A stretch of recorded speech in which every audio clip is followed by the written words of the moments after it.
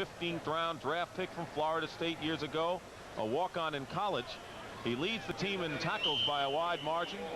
He is not big or fast, but he's a good tackler. Yeah, he says, I'm not a glamorous type of player, but I just seem to get the job done. He said, I shut down tight ends quite often. They don't catch very many touchdown passes on me, just a couple in the last 2 years. He said, I get a lot of respect. I get to stay in there on the nickel and the dime, so I must be doing my job. Yeah, I guess if you were not a good pass defender, you wouldn't be in there in the nickel.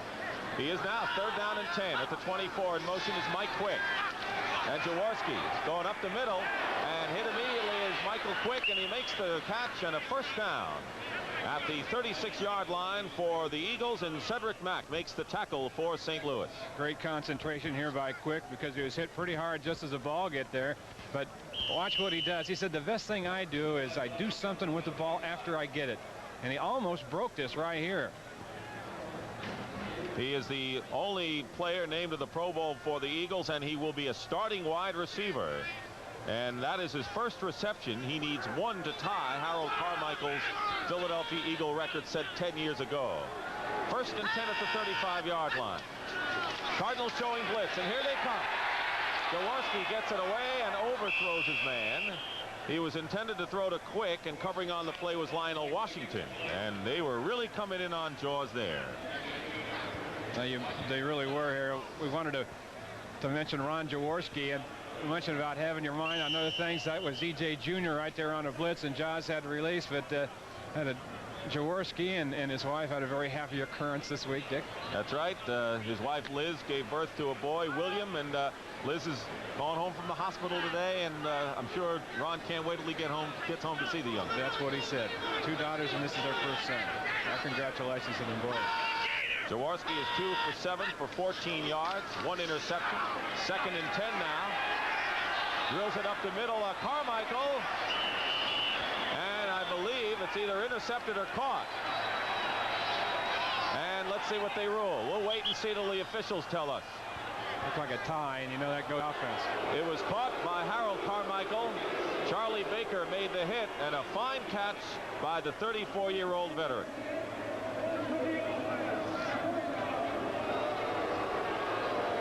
Carmichael, whose production is down, but Marion Campbell told us yesterday he feels that Carmichael still has value to the team. Yes, he does, and just look how much he's helped Mike Quick. That was one of the things that Mike Quick talked about yesterday, is how much number 17 has helped him over the course of the past 2 years. Little techniques on running pass patterns and telling him about the defensive backs and their tendencies. That was a 17-yard pickup for Carmichael. 1st and 10 at the 47-yard line. The Eagles moving the ball and trailing. And that pass intended for Lawrence Sampleton, the tight end, and knocked away. Kurt Ollerman, the middle linebacker, was there on the play. The Eagles really don't know what Lawrence Sampleton can do. He's in his 2nd year out of Texas, and with Vito Cav out with injury, he's making his 2nd start. He has caught only 1 pass this year. Well, he was really a projection draft choice for him. Last year, they knew that he had great ability and good size, and figured that he'd develop somewhere down the line. But because of the injuries, he's in there right now. He missed 9 games himself this year, the first 9. 2nd down and 10 at the 47. 3:35 remaining. We're in the first quarter. The Cardinals lead 7-0. Icy, snowy, and cold. Jaworski to Carmichael, and he holds on to it. And Carmichael is inside the 30, close to the 25. So the veteran, Harold Carmichael, in light of all of the hoopla given to Michael Quick, who's gone to the Pro Bowl, has made 2 very tough catches today. Great catch, too. Now, Wayne Smith, number 44, the cornerback, goes for the ball right here. I think he thinks he's going to get an interception, but he gets a late start because he slipped, and then Harold reached out, one hand, pulled it in. He talked about still having value. That was a great play right there. Lee Nelson and Benny Perrin make the stop, but a 22-yard gain, 1st and 10 at the Cardinal 26.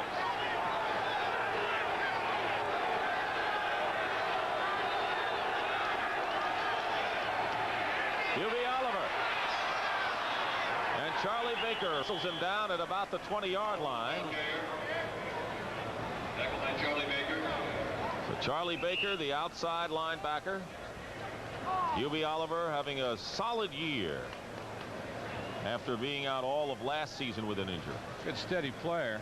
and has caught a lot of passes coming out of the backfield this year. He's caught 44 balls. That was about the best cut we've seen all day that he made right there at the line of scrimmage. So he knows something about playing in this kind of weather. He's got some good shoes on. Well, the Eagles haven't rushed for many touchdowns this year. They'll take him any way they can get him today, that's for sure. Second and 2. Without Wilbert Montgomery, it's been tough for him all year long. At the 18. Oliver hit and is stopped. Mark Duda and Curtis Greer, but Duda was the first to get to him out of the University of Maryland, a 4th-round draft choice, a real tough guy who's still learning the pass rush techniques, but against the run, he's pretty tough. Good against the run, they said. You know, look at him right there. He's 6'3", 265 pounds. His mom is 5'1", his dad's 5'10". He says, I don't know where they got me. Now that's Curtis Greer, who along with Duda made the play. 3rd down and 2 at the 18. Minute and a half remaining in the first quarter.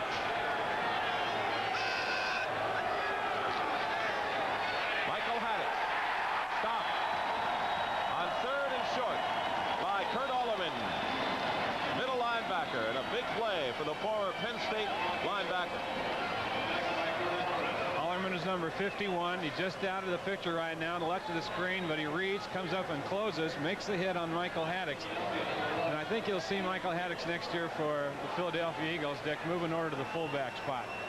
Well, here's an oddity. Tony Franklin is actually wearing a shoe as he tries a field goal here. It appears to be a 38-yard attempt. He is 15 of 25 for the year. Ron Jaworski is holding with 41 seconds remaining in the first quarter. Nearly blocked, and this kick is just under the goalpost for the crossbar. The kick is no good.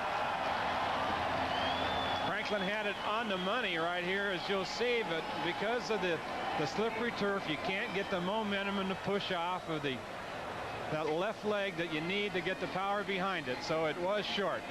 And Leonard Smith, the 1st-round draft pick of the Cardinals, nearly got a piece of it. It didn't matter. St. Louis still leads. That's how much time remains in the first quarter. The Cardinals lead 7-0, and they have the ball on their own 20-yard line, 1st and 10. Neil Lomax 3 of 5 for 19 yards passing. Almost intercepted by Roynell Young, and he would have been in for the easy score. Roy Green, the intended receiver, and Roynell Young just cut right in front of him. Tremendous read that time by Roynell Young. He knew exactly what Lomax was going to do. He was reading his head and eyes. Lomax went right over here to these 2 receivers. Watch number 43 step in, get both hands on the ball, and he'd have been in for 6 points had he been able to hold on. Lomax played stare down with the receivers that time. 2nd down and 10. Green in motion, and here's Otis Anderson. Gets a couple testing the left side of the line out to about the 22-yard line. Anthony Griggs, the right inside linebacker, makes the stop on Otis Anderson, and that should be the last play of the first quarter. Otis Anderson is, by the way, having the best year of his career as a receiver. Dick, he's made it known around here too in St. Louis that he's not extremely happy here. Wouldn't mind if he'd be traded, or even mention that other league prospect. That's the end of the first quarter here at Bush Memorial Stadium as the snow continues to fall. The score, the Cardinals 7, the Eagles nothing, and we'll be back. We begin the second quarter here in St. Louis. Dick Stockton and Wayne Walker reporting. The Cardinals lead 7-0. I think it's gotten a little much warmer now. I think it's minus 18 wind chill instead of the 19. Right. I also think you're losing your mind if you think it's warmer. That can happen. It'll be 3rd and 7 at the 23 for Neil Lomax. And anytime we have a delay, and we're of course really happy to be here on this final Sunday of the season to see 2 teams that really want to play hard and win, and that's, you know, not just a cliche. No, it's really true, Dick. I've in Detroit over the years. I was in a lot of these situations where the weather would be bad and the last game of the year didn't mean anything, but you know, it is your job, and if you have respect for your teammates and self-respect and for your coach, you put out, and these guys are doing that. They might not play well today, but they'll be playing hard. Ray Ellis is into the game, number 24, as a nickel back. He's had a hip pointer. Wasn't expected to play. On 3rd and 7, Lomax, and it's tipped in the air by the big guy Dennis Harrison in his 6th year, who made the Pro Bowl last season. Won't be going to the Pro Bowl this year, but had a terrific season nonetheless. Yes, he did. He just continued that Pro Bowl season he had. He's over the middle right here, and he bull rushes, gets a little penetration, and gets his hand up at the appropriate time. 11 sacks for him this season. That's a career high. And that 6'8" comes in handy on plays like that. So it's 4th down. Glenn Young is back for the Eagles, and Birdsong punting for the 2nd time. He got off a 42-yarder in his first attempt.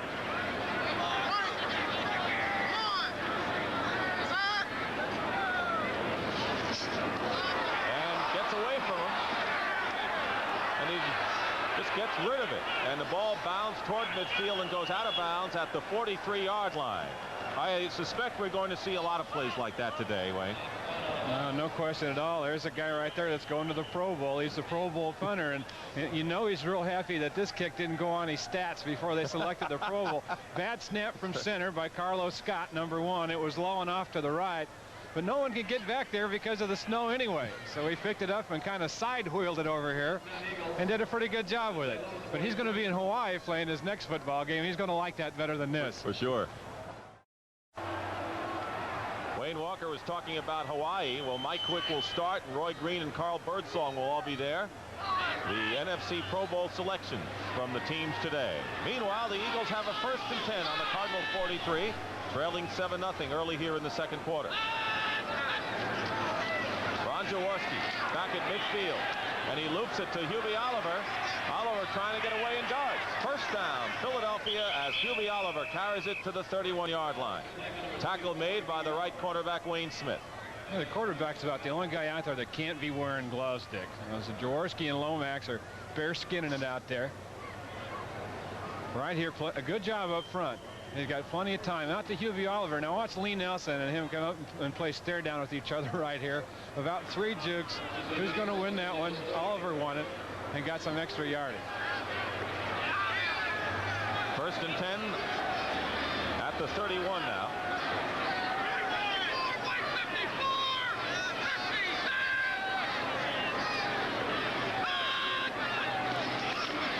Carmichael on a quick look in, and he'll take it. A 6-yard gain to the 25-yard line, and once again Wayne Smith is right there. It really is funny to look down there and see the game being played so slow, though, isn't it? I mean, you know, that cut and that slant in that Carmichael ran in would be looking like if you're looking at grade school speed. A safety for the Rams, and New Orleans lead is now 7-2 in the 2nd quarter at the Superdome. Loser is out in that one, folks. Right here at 2nd and 4 at the 25. Mike Quick. Jaworski getting pressure, and down he goes. Curtis Greer, the fastest, quickest, and strongest defensive lineman on the team out of the University of Michigan, a former #1 pick, and he came in untouched. He will come from the left side, and E.J. Jr. from the right side of your screen on a blitz right here. Cardinals don't blitz much, but they've been about 70% effective when they have. That doesn't not only mean making a sack, but it means get back there and pressuring the quarterback. But Greer from the outside with the sack, and you see 54 right behind him. E.J. Jr. forced to move to outside linebacker with the injury to the very impressive rookie Bob Harris. Expect E.J. Jr. to be in the middle next year. 6 defensive backs, Cedric Mack and Leonard Smith in there for the Cardinals. 3rd and 12. Jaworski swings it out to Oliver. And Jr. was the first to get over there, and the last to get over there was Cedric Mack, knocking Oliver out of bounds. It is shy of a 1st down. The Cardinals really feel that E.J. Jr. is perhaps their best athlete on defense. Maybe Curtis Greer, but Jr. playing the outside linebacker. They figure if they can find an outside linebacker, and they may have one here, a kid that was injured earlier, but if they move him to the middle, then he can go sideline to sideline, and that's really what he wants to do also. He wants to move into the middle. He says they can't run away from you when you're playing middle linebacker. 4th and 7. And at the 28-yard line, the way the kicking game is going today, we saw the snap the punch to miss field goals. They're going to go for it. Not a bad idea.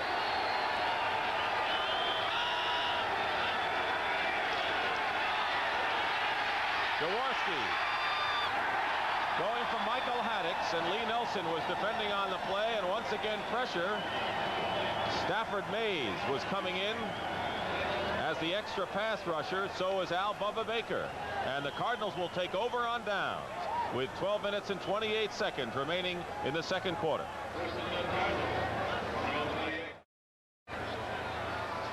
You know, in all fairness, it is awfully cold up here, and our feet are freezing. We have heaters that don't work too well, but we love it here. Well, I figured the players going to be outside. We should be too. It's the only way to stay in the game with it. We're standing on cardboard here. Anything that'll help us out. But you know, I've been in colder weather, and so have you. We just don't remember when. First and 10 at the 28-yard line, and Otis Anderson gets to the 32-yard line, where he is hit by Dennis Harrison. 7-0, the Cardinals lead. They have some heaters down on the sidelines. I think they could spare one. Yeah, we had a guy once stand. We used to have capes in Detroit that you put over in cold weather and get close to those burners. And we had one of our players get so close that his cape caught on fire one time. We had to roll him around at a snowbank to get it out. 7 from 7 carries for 48 yards for Otis Anderson. Second down and 5 for the Cardinals.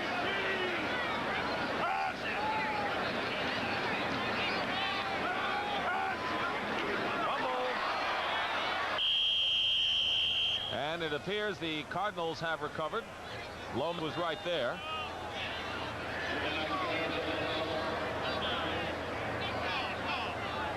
Jerry Robinson had a shot at the ball.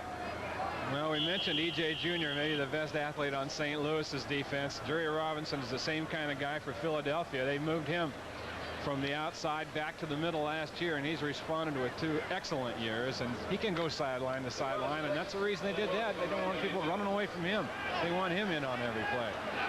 So Lomax goes to the shotgun at 3rd and 6 at the 32-yard line. 11:15 to go, second quarter. 3 wide receivers for St. Louis, and Lomax has a lot of time, and Otis Anderson was hit immediately by Jerry Robinson. And it'll go as an incompleted pass and 4th down. You know, Jerry Robinson told us, you know, when this season's over and all the guys sit around and think about it, they're really going to be mad at themselves because we were so close to winning a lot of games. They started out 4-2, and then they lost some ball games. But he said basically, you know, they were playing the same kind of brand of football in the games that they lost. They won games close early, but lost some close games later on. And he said it was just one big play a game that hurt him. Birdsong. He got the ball away, and there it is. Another snap he has to hustle for. Gets off a pretty good kick that floats. Glenn Young gets out of the way, and it's down by the Cardinals at the 26-yard line by Bill Whitaker. So Birdsong really recovered well and got off to a good kick, and we have a timeout. The story here in St. Louis. 7-0, the Cardinals lead the Eagles in an important AFC game. The Cleveland Browns lead the Pittsburgh Steelers 16-3 in the second quarter. The Steelers have already wrapped up the AFC Central title, but the Browns can get into the wild card. They need some help, though. Yeah, they need a win, and they need Seattle and Buffalo losses, so it's slim for them, but they do have a chance. The man on the machine is the busiest guy so far today, keeping those sidelines free and clear of the snow. First and 10 for the Eagles on their 27-yard line, trailing 7-0. Jaworski turns around and sees E.J. Jr. in his face. Great timing on the blitz. Excellent timing. Came between the guard and nickel. To the left of Jaworski on your screen. See him creeping up. Nobody picked him up. And Jaws didn't have a chance. 7.5 sacks. That's pretty good for a linebacker on a team that doesn't blitz all that much. And for a guy that missed 4 games earlier in the year. Remember that he was suspended for the first 4 games of the regular season for his drug involvement. He paid that price and came back and responded with an excellent year. Second down and 15 following the loss of 5 yards. Jaworski is 7 of 14 for 76 yards. One interception. Hubie Oliver. And Oliver is dragged down near the 30-yard line by E.J. Jr. again. One thing about Hubie Oliver's year, besides being the leading rusher and second leading receiver, is that he has not fumbled much. He's had good hands and doesn't give up the ball, and that's important.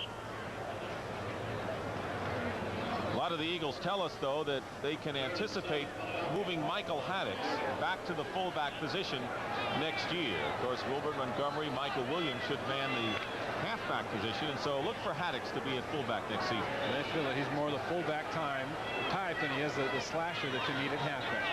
3rd down and 7 at the 30.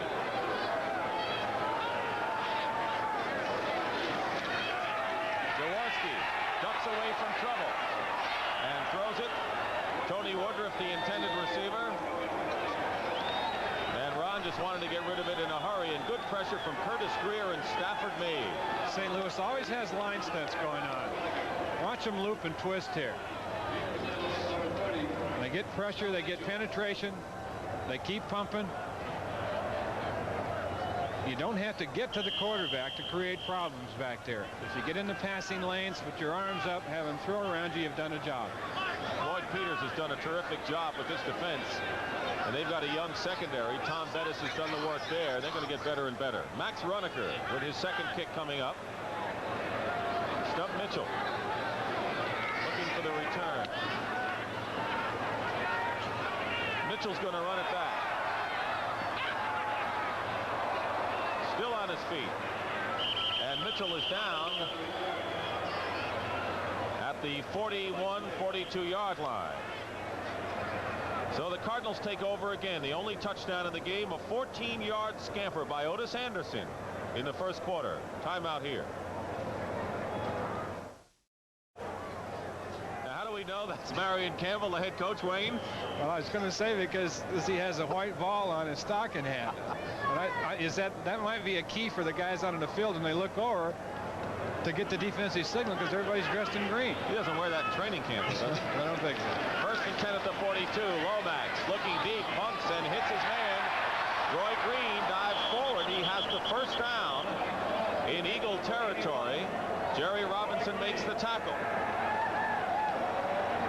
Roy Green with great speed. They called him Jetstream Green when he came back to training camp this year. He ran a 4.2940, and that's just about as good as anybody in the league is going to get it. He certainly can't do that out there today, but you saw how they still respect his speed and gave him a big cushion over there. That was Roynell Young, number 43, playing him loose.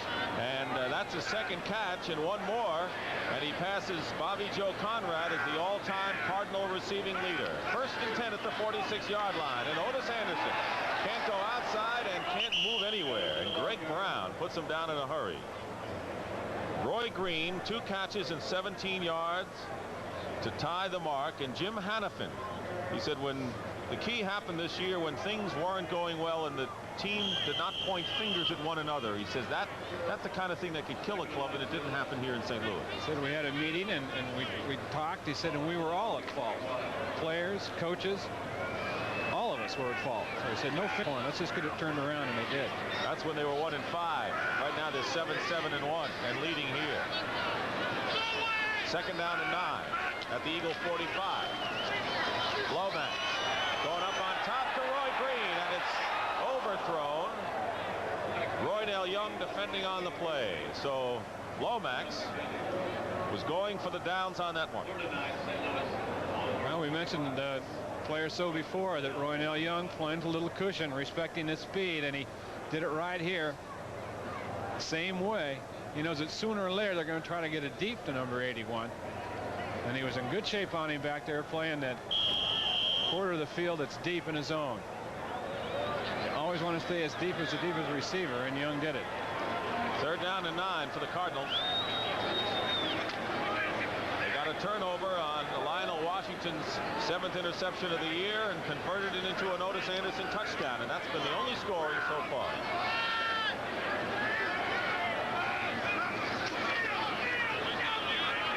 Lomax has time, and he drills this one intended for Pat Tilley. And Tilley took quite a lick from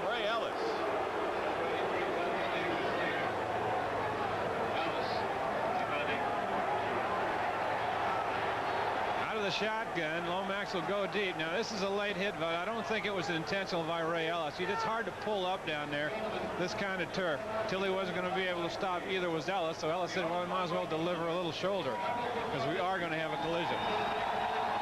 And Birdsong will punt, and Len Young is back at the 10-yard line with 7:34 remaining in the first half. Dick Stockton and Wayne Walker.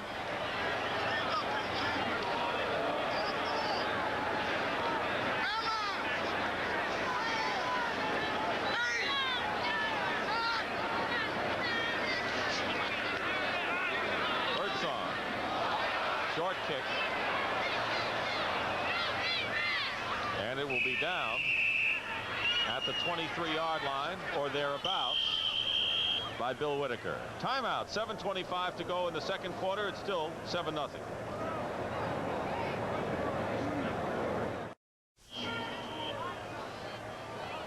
Eagles ball, 1st and 10 on their 23. We have had only one turnover in the game. Interception by Lionel Washington in St. Louis.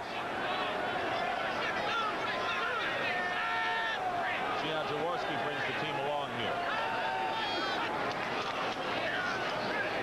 Going to the air on 1st down. And his receiver fell down, so they had no chance at all. Carmichael, the intended receiver, and Wayne Smith defending. Green Bay against Chicago. They're tied 7-7 in the second quarter. Of course, the Packers need to win to keep their playoff hopes alive. And of course, Lions play Tampa Bay later on CBS. And of course, if the Packers don't win that game, the Lions will clinch the Central Division title. Packers scoreboard watching because they could use a New Orleans loss also. 2nd and 10, 23-yard line. Playoff picture becoming more and more focused. Yesterday, the Redskins beat the Giants 31-22 to clinch the NFC East title. This pass is caught by Sampleton, the tight end, and Charlie Baker, the outside linebacker, makes the tackle. Updating Pittsburgh and Cleveland now. Steelers have come back a bit, and the Browns still lead it 16-10, second quarter. We mentioned to you here, Cleveland's still alive in playoff contention, but barely. They need a win, and they need Seattle and Buffalo losses. Actually, Denver has already wrapped up one wild card spot in the AFC, and Seattle and New England play later on, and those teams are in the best position of nailing down the second wild card position. 3rd down and 1 at the 32-yard line for Ron Jaworski.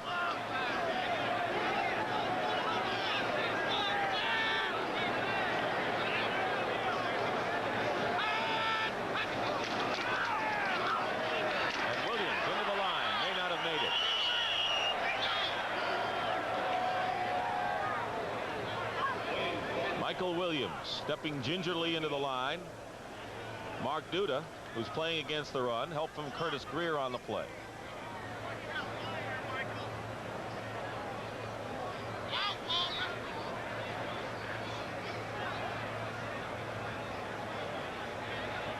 Let's see where they spot the ball. The Cardinals are signaling that it is 4th down, and that is indeed what it is. And Max Runeker is going to come on, presumably to punt for the Eagles. You'd almost have to say that the defensive line dug in, but look at those feet slipping out from behind him right there. Just a battle right there, who can get the lowest and keep the best leverage, and that time it was the Cardinal defensive front, because you can't dig in on a day like today. It really wasn't even that close. He missed it by a good yard, and so Runeker will kick it away, and Stump Mitchell is back.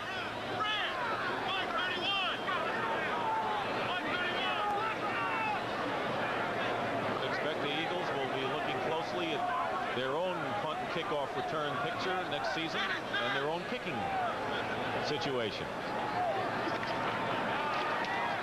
Falling down is Runeker after the kick, and he gets off a good one in this game conditions, and it drops, and it is down around the 40-yard line. At the 40-yard line. How tough is it to kick in the snow? Let Max Runeker show you. This guy made a great comeback this year, though. He lost his job earlier in the year. He was waived. Tom Skladany was signed. Skladany kicked himself out of the job, and Runeker came back and has averaged over 42 yards since. Well, Christmas Day on CBS Sports begins with the 46th annual Blue-Gray game, and you'll see some of the nation's top seniors, including quarterbacks Boomer Esiason and Tom Tunnicliffe, take part. And then I'll be much warmer, Madison Square Garden, for our NBA game between the New Jersey Nets and the New York Knicks. You and Tom Heinsohn will be more comfortable than we are today. I know that.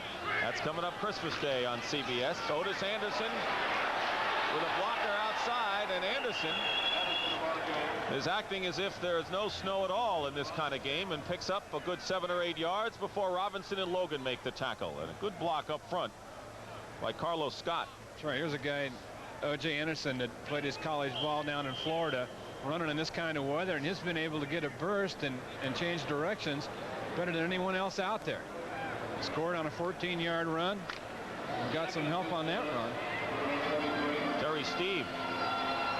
2nd and 2 at the 43-yard line, winding down to 5 minutes to go in the first half. Here's Otis Anderson. Otis Anderson is a first down, and that may be the best hard charging run of the game, and a 1st and 10 at the 47 of Philadelphia. Right behind the big tackle, Tootie Robbins, over on the right side that time. Randy Love is the lead back, number 40.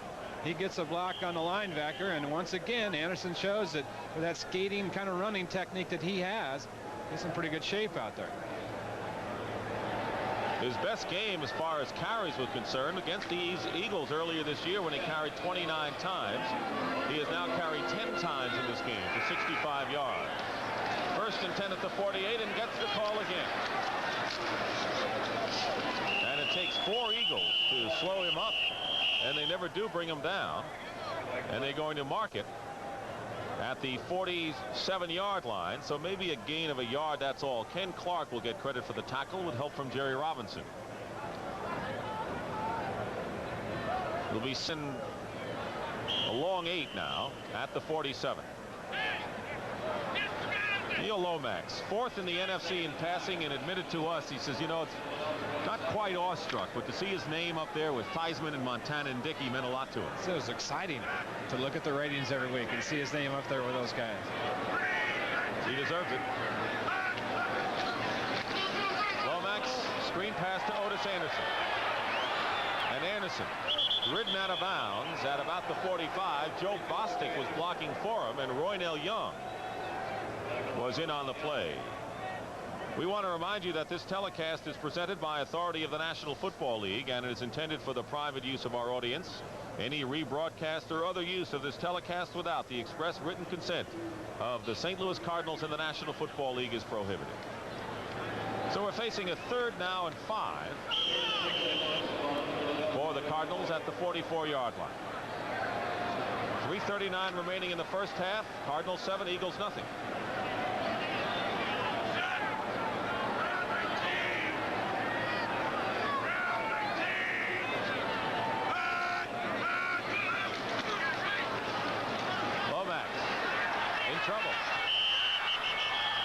In the grass, as they say, and Byron Darby getting a chance to play as Marion Campbell, using all the defensive linemen, gets credit for the sack.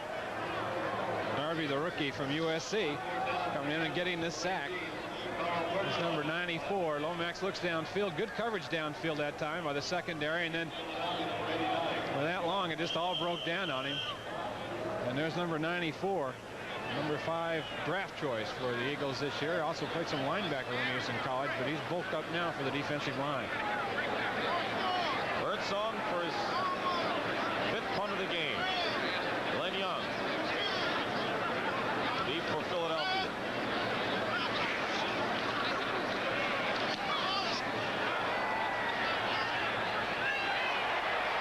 And it's picked up there by the Cardinals and whistled dead.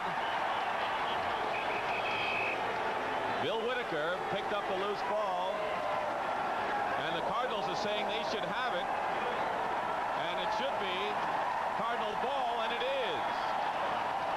It might have hit a Philadelphia player. Glenn Young was trying to get out of the way, and if it did, Bill Whitaker has it, and the Cardinals have possession.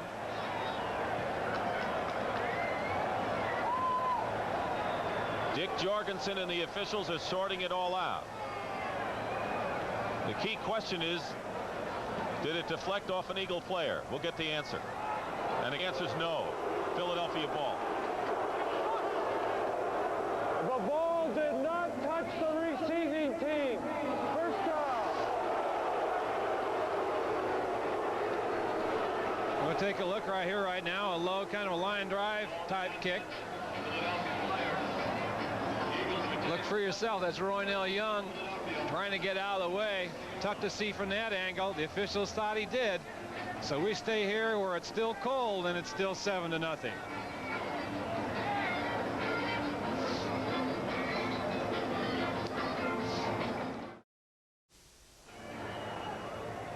The preceding message was brought to you by the National Football League. 3:01 remaining in the first half. Dick Stockton and Wayne Walker in St. Louis. It's 1st and 10 for the Eagles on their 20-yard line.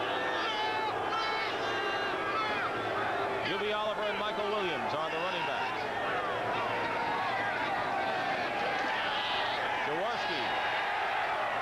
Jaworski hits Melvin Hoover with his first reception of the game. Out of bounds. Lionel Washington makes the tackle. Melvin Hoover right here. Only 9 catches on the season for the Eagles, but 7 of those have gone for first downs. Working on the outside. Pulls it up. Look at the defensive back slip. That's just the way things are going to be all day today. It's just kind of a hope game. You know, you hope you do something and you hope the other guy slips, or you hope you don't slip. Usually games like this are decided defensively. A turnover, somebody picks up the fumble, runs it in for a touchdown. It's just that kind of weather for a game like that. Oliver has the first down.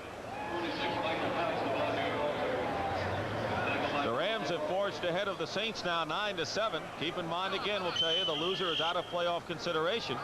And a Ram win, of course, means that the 49ers have to beat the Dallas Cowboys to win the NFC West title. Rams looked like they had it locked up about 3 weeks ago, and they have slumped lately. 1st and 10 at the 33.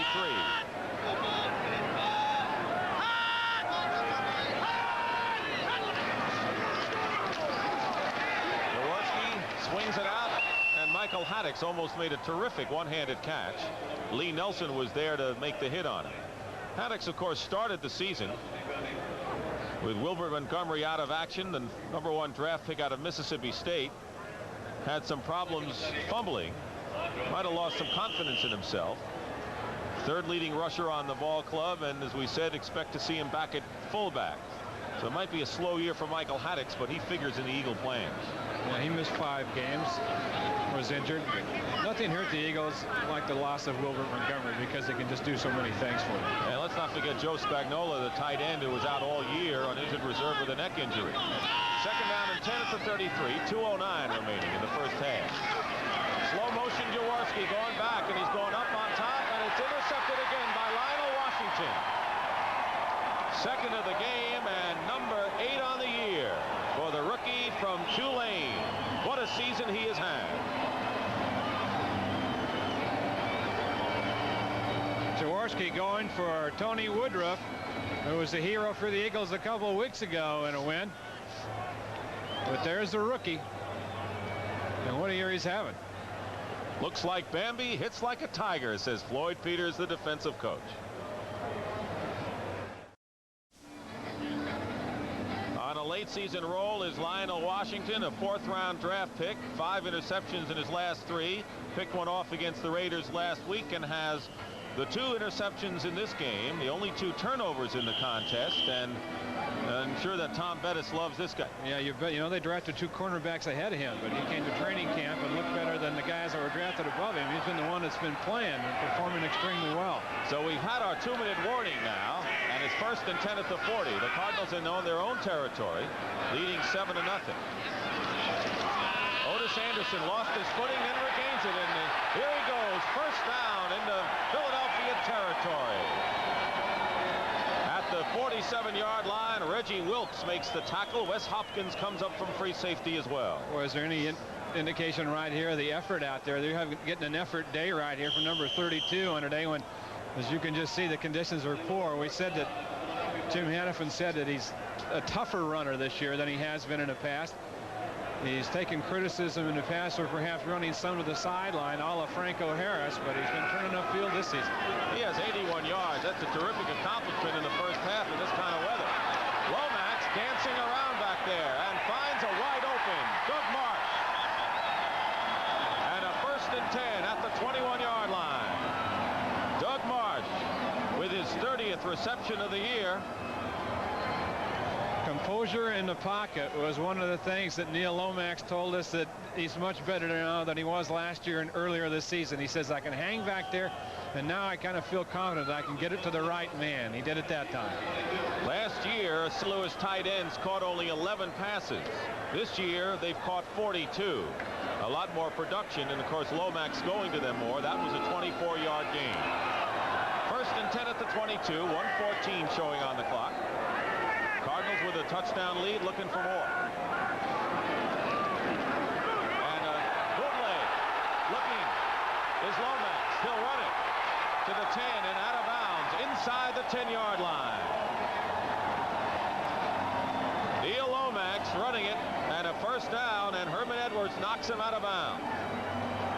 The Eagles losing containment over on the right side of their defense. It's usually the defensive end responsible for that. Lomax gets out there. Now watch him freeze everyone with this fake right here. And then he pulled it down and picked up some more yardage.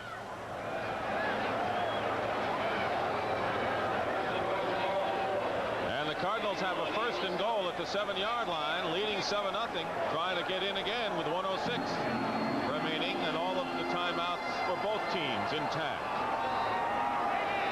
Mike Schumann comes into the ballgame, number 84. Otis Anderson. He's going to be trapped. Ken Clark comes in a hurry. Ken Clark storming in, throwing Anderson for a loss. The clock continues to run, less than a minute, as you see, and now the St. Louis Cardinals call a timeout. That's their first. Well, coming up at halftime, Brendan Irv with scores and highlights, and Irv Cross with legends of the game and a player that Wayne Walker saw a lot of action against in his playing career, tight end Jackie Smith of the Cardinals. Jackie Smith at the tight end position probably could get off the line of scrimmage quicker and avoid the chuck by the linebacker better than anybody that's played that position.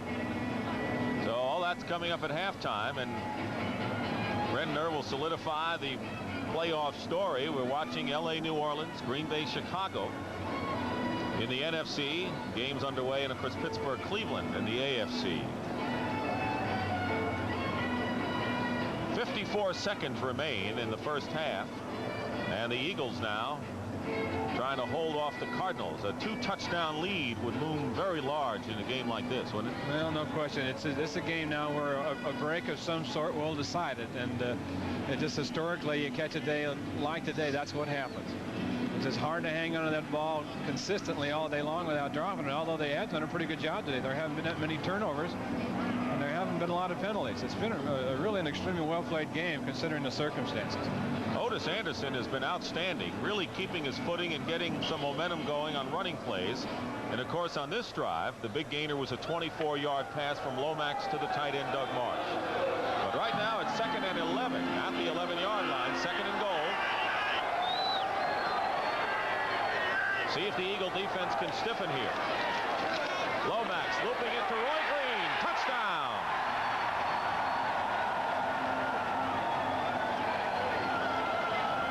And for Roy Green, that is his 14th touchdown reception of the year.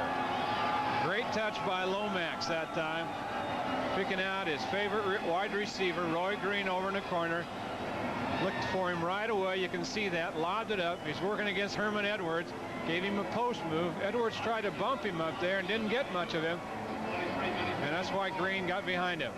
And for Roy Green, he has now become the all-time receiving leader for the St. Louis Cardinals, breaking Bobby Joe Conrad's mark set 20 years ago. Denny Perrin will hold for O'Donohue with 49 seconds remaining, and the kick is good, and it's 14-0. But Roy Green is into the record books, and that was his 14th touchdown of the season, and he leads the NFL in that department.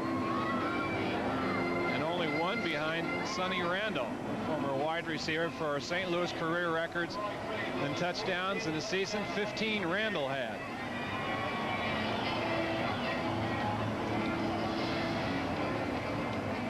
Well, next Monday, the NFL Today at 2 o'clock Eastern, and then the wild card game in the NFC. We know one thing, that the Dallas Cowboys will be playing at home at Texas Stadium. Their opponent, well, we may know today, we may not know until after tomorrow night. 5 plays, 60 yards in 1 minute and 11 seconds, and it's 14-0 the Cardinals lead. Roy Green, just a couple of years ago, he was the first legitimate two-way player in more than 20 years in the National Football League, and a terrific transformation from defensive back to wide receiver. Jim Hannafin spotted him catching passes after practice one day and said, "There's my wide receiver." Now that they got Roy Green, who's a Brenner, you know, they want another one. He said, you know, what would you like to have perhaps next year? And he said, well, I wouldn't mind another guy that could run like that. You could really stretch the field out.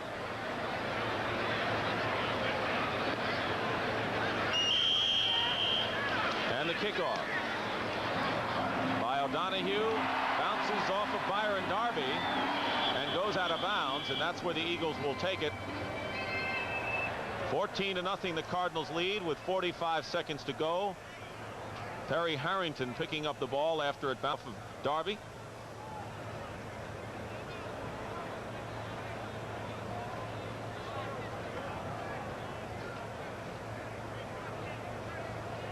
.46 seconds away from halftime. Scores and highlights. Brent Nerve.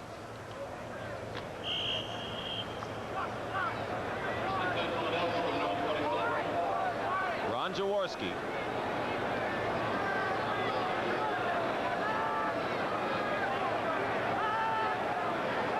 Touchdowns and now 16 interceptions on the year. This one is incomplete. Tony Woodruff was the intended receiver. 9th round draft pick. They're looking for Woodruff in the future, and of course he has caught only 5 balls, but 2 of them have been for touchdowns. One of them beat the Los Angeles Rams, and his first catch of the year was a touchdown against the Bears. Timeouts with that much time remaining. 2nd and 10 now at the 27. Jaworski, 10 of 22, thrown over 100 yards, has 111. The Eagles off the board, 14-0. Up the middle, and it's caught by Michael Haddix, and Haddix gets away from a defender and brings it out now for a first down to the 41-yard line, where the Eagles call a timeout. May have been Lee Nelson that was on him early, but Haddix broke a tackle, ran a little circle pattern coming out of the backfield. Jaworski waited for him to come over the middle, threw a good ball in there, right on the money. That is 38 Lee Nelson. Haddix broke that tackle and then picked up some more. A 14-yard pickup for Haddix, who's the 4th leading receiver for the Eagles this year, and so they now have 2 timeouts remaining with 33 seconds to go. Amazing me so far in this game, Dick, is how the quarterbacks have been performing. As I mentioned, you know, they're the ones out there that are having the hardest time keeping their hands and their fingers warm, and both Lomax and Jaworski have had the ball right on the money most of the day.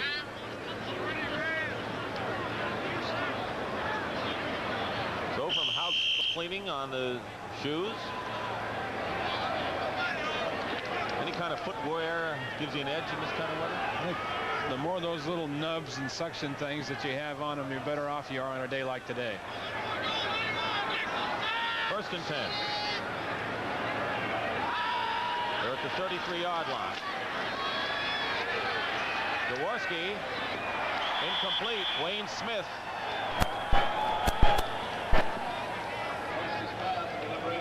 Defending against Melvin Hoover. It'll be 2nd and 10. So far, the Eagles, who have not had a good season running the ball in the good weather, have managed only 5 yards rushing.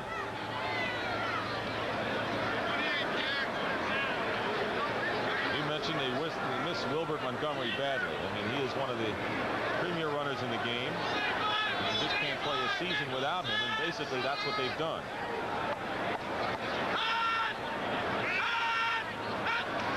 Down and 10.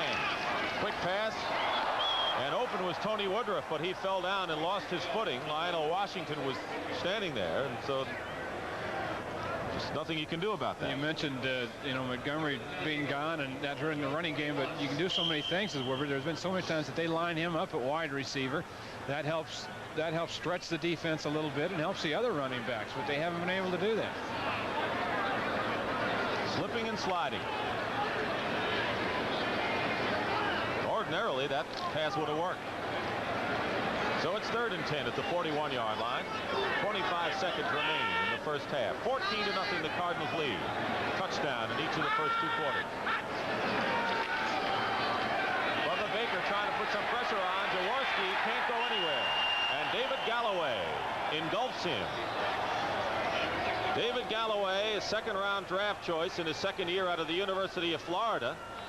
Started against the Packers in the Cardinal playoff game last year. Had some problems earlier this year, but has come on strong. And they really like their front 4 now. So the clock runs, and we will not get another playoff. And that should do it for the first half. And that's it. There's the gun. So on a wintry afternoon in St. Louis, Missouri, with the lights on at Bush Memorial Stadium, it's the end of the first half with the score: the St. Louis Cardinals 14 and the Philadelphia Eagles nothing. We're back here at Bush Memorial Stadium in St. Louis. Our halftime score: the St. Louis Cardinals 14, the Philadelphia Eagles nothing. We started the game at 19 below wind chill factor with snow that has been falling steadily. I'm Dick Stockton. This is Wayne Walker. Lionel Washington has picked off 2 Ron Jaworski passes. Otis Anderson has a 14-yard touchdown run. And Lomax hit Roy Green with a touchdown pass that broke the Cardinal receiving record. Other than that, what can you say about this game? Actually, it's been a pretty clean game, considering what's going on down there on the field. How hard it is to stand up. I really was impressed with O.J. Anderson's running, his ability to keep his balance and make some cuts out there. And then the 2 quarterbacks, I think, are doing extremely well in this situation. Now, we have seen the Cardinals do something on offense when they've had the opportunity, but the Eagles have been stymied. You know, you played in this kind of weather. Why and what can they do? Well, it's because they're just really one-dimensional right now. Philadelphia is. Look at that rushing yardage, 5 yards. Jaworski has thrown for 92, so it's 97 total. On the other side, they've been able to mix it up a little bit because of the ability of O.J. Juice Anderson to run some. So that's helped Lomax. His passing yardage isn't what Jaworski's is, but he's been able to pick and choose a little bit. And I also think Jaworski's getting a little bit more pressure from the Cardinal defense than maybe Lomax has. No question. Eagles came up with their first sack in the first half in 3 weeks. So they have not been getting pressure on the passer, and that also is a clue. So the score is 14-0. The Cardinals leading. They're trying to finish up in a blaze of glory. They have had some very impressive victories since their 1-5 start, including successes against AFC West clubs. They have beaten Seattle, San Diego, and the Raiders last week. Their only losses, as we said, since that first start, to Dallas and Washington. So I think the Cardinals feel they have something to build on. And the Eagles, they had that disastrous 7-game losing streak in the last 3 weeks. Though they have lost 2 of them, have been in the fight. And so that's why I think Marion Campbell wanted to see this game end up on a high note. You always won. It always makes you feel better during the offseason if you won that last game, no matter what your record was. Marion Campbell told us that that next year he's probably going to spend a little bit more time with the offense than he did this year. One of the things that he has done, he's gone back and reworked the defense this year, and he felt he needed to do that because they had dropped down last year, and he felt he needed to spend that time with the defense. But he said next season he'll get a little bit more involved with the offense, and it'll probably mean for a more well-rounded Philadelphia team. And what's he going to do come Monday and Tuesday? Go fishing or hunting, or be somewhere where it's warm, probably, huh?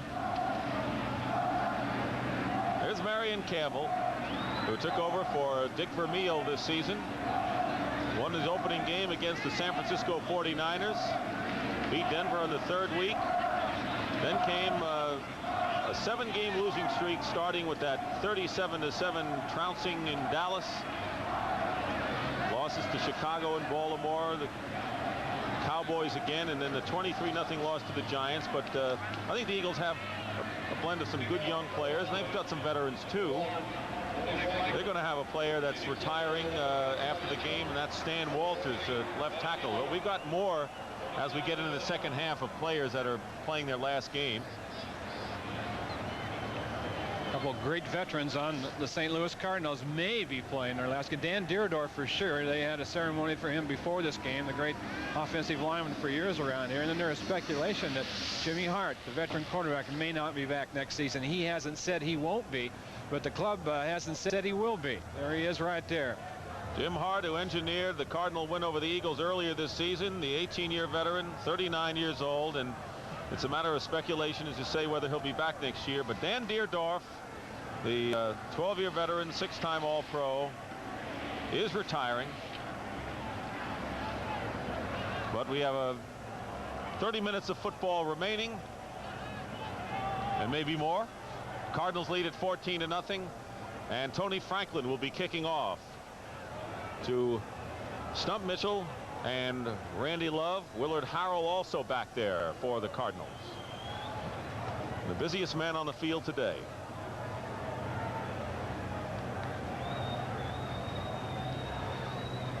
Jim Hart. Hart pulled out the game earlier this year on a touchdown pass to Roy Green with 29 seconds left.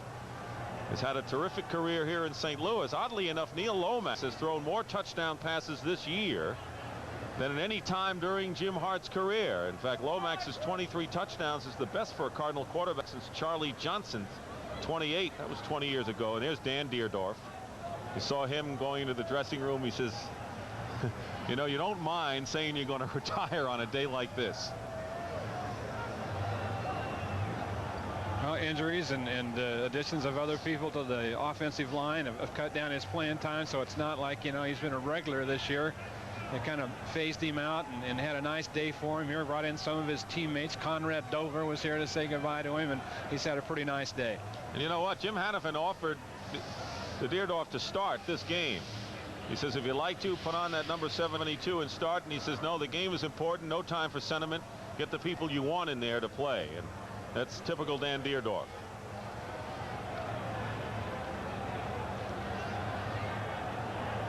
We are waiting, of course, for the snow machine to clear the end zone and the sidelines. This is about as clear as we've seen the field all day today, Wayne. Don't forget, plenty coming up on CBS Sports on Christmas Eve and Christmas Day. As we've mentioned you, college football and basketball Christmas Eve, and on Christmas Day we have more action for you with the blue-gray game and an NBA broadcast with the Nets and the Knicks. And the NFC wild card game on the 26th. Tell you more about all of those. Tony Franklin's been waiting to kick off for close to 10 minutes now.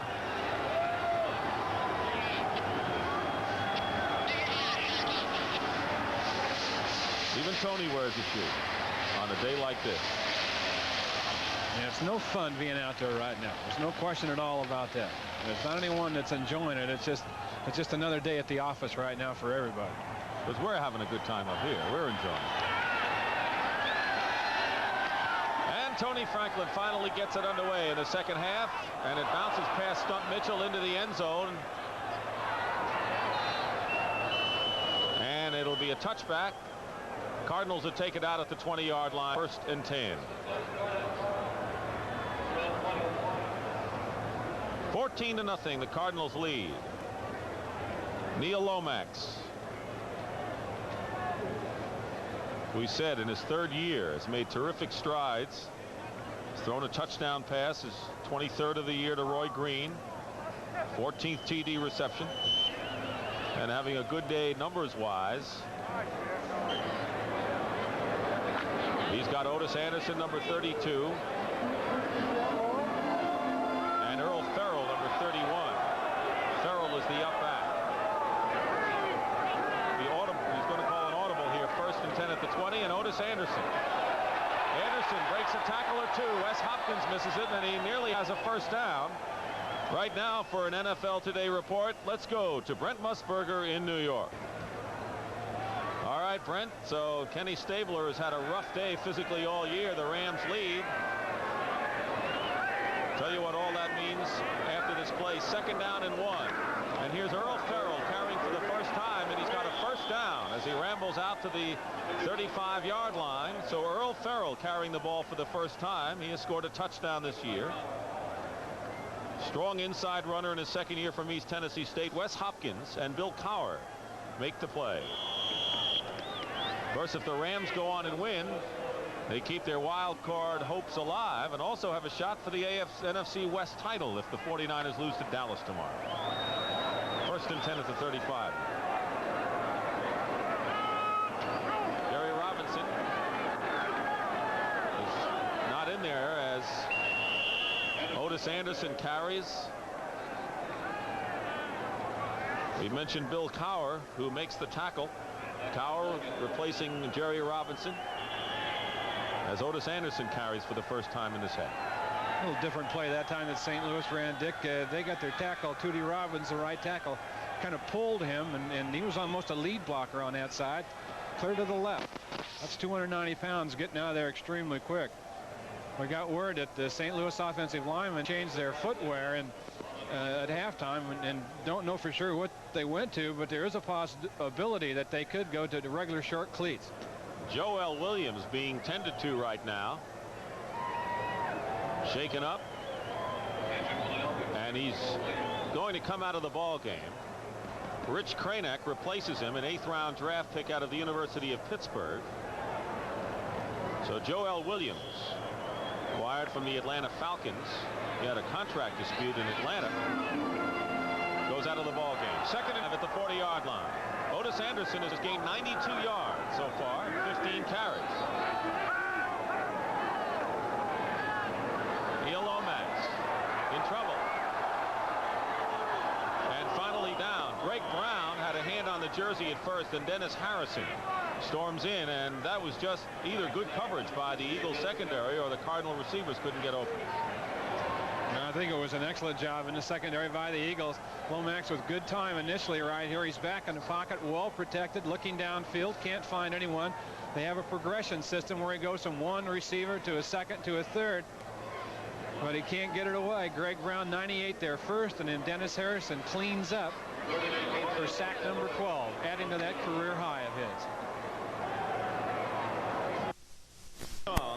Intercepts his first pass of the year, and that is only the 8th pickoff by the Philadelphia Eagles this season. They played 2 deep zones. See him back here, and then 5 underneath. Roynell Young running with Roy Green. He's got help deep from Bernard Wilson, number 22, but he turns around, plays the ball, his head and eyes looking back towards the quarterback. He's got as much right to the ball as a receiver. An excellent play that time by Roynell Young. Fewest number of interceptions in the NFL of the Eagles, but they pick one off right here and take over. On a very difficult day to execute with the elements, we've had only 3 turnovers, which is pretty low. But the Eagles have it first and 10 on their 26-yard line, trailing the Cardinals 14-0. Jaworski in a hurry, and it's Harold Carmichael. Carmichael at the 40-yard line. And Carmichael is ridden out of bounds by Benny Perrin, just shy of midfield. And the biggest gain of the day by the Philadelphia Eagles. And a great job by both Jaworski and Harold Carmichael reading the blitz. 54 E.J. Jr. coming in from the left side, leads this spot right here, vacated short. Carmichael runs a short post into. He adjusted his route as he left the line of scrimmage after seeing the blitz. Jaworski read him, and number 17 picks up some important yardage. A 24-yard gain. The longest play to Harold this year was 29 yards, and that was for a touchdown. And the Eagles bring it out to their own 48-yard line, first and 10.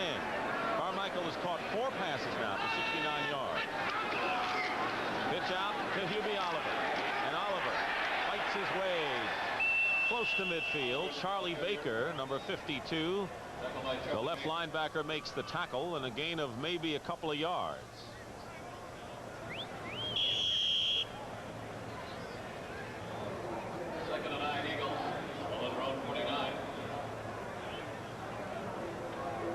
So it's 2nd and 9 at midfield. The Eagles are trying to avoid being swept by the Cardinals for the first time in 6 years.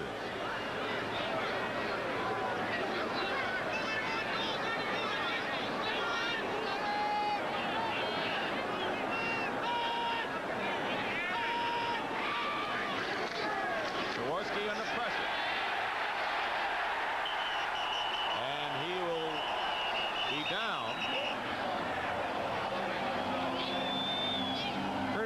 again, Dick. I think it was a one back there with initial pressure. You'll see him coming in from the right of your screen, number 75. Tremendous quickness he has. He'll show up right there. Jaworski had to step forward, and it all caved in on him. So Greer, once again, the instigator of this sack. Stafford Mays, Bubba Baker also in there for the Cardinals. They had 6 sacks against the Raiders last week, all by different players. They have 5 in this game. So Floyd Peters has to like that pressure. But Lee Nelson says that's the big difference, is the pressure on the quarterback by the front 4. 3rd and 15 now, back at the 43. With Jaworski in a hole once again. And this pass is intercepted by Cedric Mack. Cedric Mack in his second-round draft pick out of Baylor, one of those rookies that the Cardinals drafted along with Lionel Washington and Leonard Smith you were talking about. One of the 2 that were drafted ahead of Lionel Washington. Cedric Mack, a rookie out of Baylor, the number 2 draft choice, a great athlete, real smooth, good speed, reacts to the ball here, makes a good move, cuts in front. He has it. It'll be St. Louis ball, and they still have a 14-0 lead. Following the interception by Cedric Mack, his 3rd of the year and the 3rd of the game for the Cardinals, Neil Lomax has the Big Red on the Eagle 45-yard line, 1st and 10 with 10:39 to go, 3rd quarter. Otis Anderson, a reliable running back, hands off a couple of would-be tacklers and is finally down. Bill Cowher and Wes Hopkins were there finally. But Anderson is really having a terrific ball game in this kind of weather and nearing the 100-yard mark. In fact, he is 6 away right now. He's got 94 yards on 16 carries. For Otis Anderson, as Wayne mentioned, perhaps a lot of people around here take him for granted. Many times he's looking like he's not running that hard, but just look at the numbers and what he's accomplished for a team that hasn't been all that successful. 4 1,000-yard seasons for him. Anderson has scored a touchdown today, one of the 2. The Cardinals lead at 14-0. It's 2nd down and 9. Earl Farrell cut inside for Farrell as he gets inside the 40-yard line, and he's tackled at the 39. It'll be 3rd and 4, and making the play for the Eagles is the free safety Wes Hopkins and Bill Cowher again. Hopkins was another player who made it from the start for the Philadelphia Eagles, like Michael Williams. Hopkins, a 2nd-round draft pick out of Southern Methodist and a free safety, really made a reputation at camp as a good open field hitter. And he did pretty well against Eric Dickerson when the Eagles went against the Rams. Those 2, of course, played together at college. 3rd and 4 at the 39. 2 tight ends and Otis Anderson. Anderson still going. And out of bounds at the 25-yard line, knocked out of bounds by Randy Logan, and a good block by the left tackle Louis Sharp. And now Otis Anderson has gone over 100 yards for the 10th time this 7th time this season. But we have a penalty marker down, and if that's against the Cardinals, and it appears as if it is, that will nullify the yardage. All that work for O.J., and it won't go in the books. Holding, number 67, offense, still 3rd down. Watch Louis Sharp. Yeah, he'll be the tackle to the left right here. That's 265 pounds, pulling from the tackle spot and still getting out in front on the sweep right here. He's trying to log in the linebacker. He gets turned. You can see where he's got Cowher grabbed and throws him down. Good call by the officials. So Otis Anderson has not gone over the 100-yard mark following the penalty. Instead, it's 3rd and 12 at the 47-yard line. And Lomax up the middle, complete to Danny Pittman, and a 1st down. And our first look at the man who has emerged as the number 3 receiver on the Cardinals, acquired on waivers from the Giants in November. Only his 2nd catch since joining the Cardinals, but he's made 2 tough ones. Jim Hannafin said he first noticed Danny Pittman when he was a rookie for the New York Giants. He caught 25 passes his rookie year, and they kept seeing him look good on films and said, you know, why didn't we make him a 4th-round draft choice? They got him now, and they're going to use him. 25 catches his rookie year for the Giants. You compare that, you know, it just looked like Mike Quick last year only had 10 catches his rookie year. So you never know what will happen down the line. Pittman out of the University of Wyoming. Caught a big one against the Raiders. Let's see if he made it or not. Awfully close, inches away one way or another, and he's short by a couple of inches. So it'll be 4th and inches, and the Cardinals are going to go for it.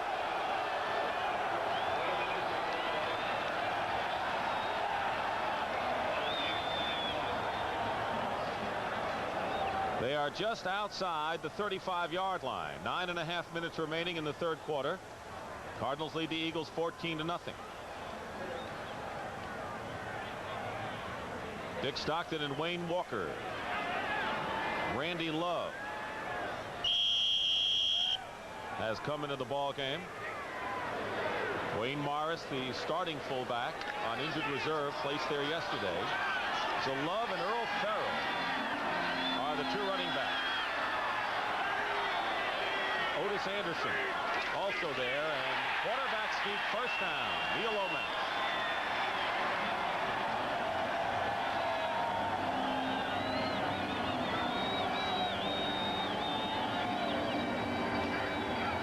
Lomax says that his development this year, Dick, the main thing was he got healthy. He was hurt at the first of the year, had a shoulder injury, came back from that. He said, at the start, I was also worried about my mechanics. Rod Dowhauer, the quarterback coach, was working with him on his footwork and his drop, and he said, now that stuff is all second nature to me. I can go ahead and concentrate downfield without thinking about the mechanics. And he has thrown a touchdown pass in his 8th consecutive game today. He has been consistent. 1st and 10 at the 34. Lomax has open field, throws it, and Anderson trying to make a one-handed grab. Had Lomax chosen to run, he had open field to his left for about 20 yards at least. He may have been able to run to the Gateway Arch had he kept going.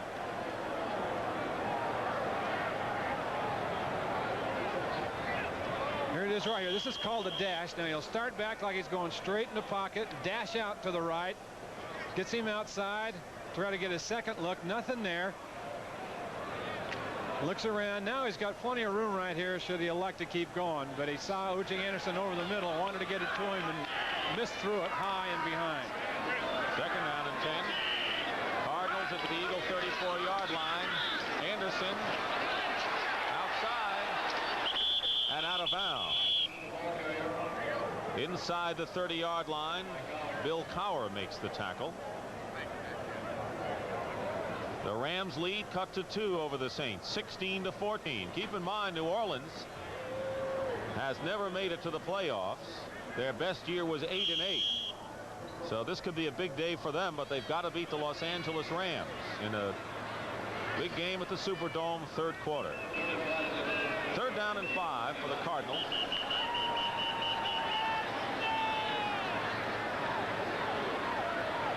They needed to adjust the ball. So that will just go as an official's time, and now we're ready.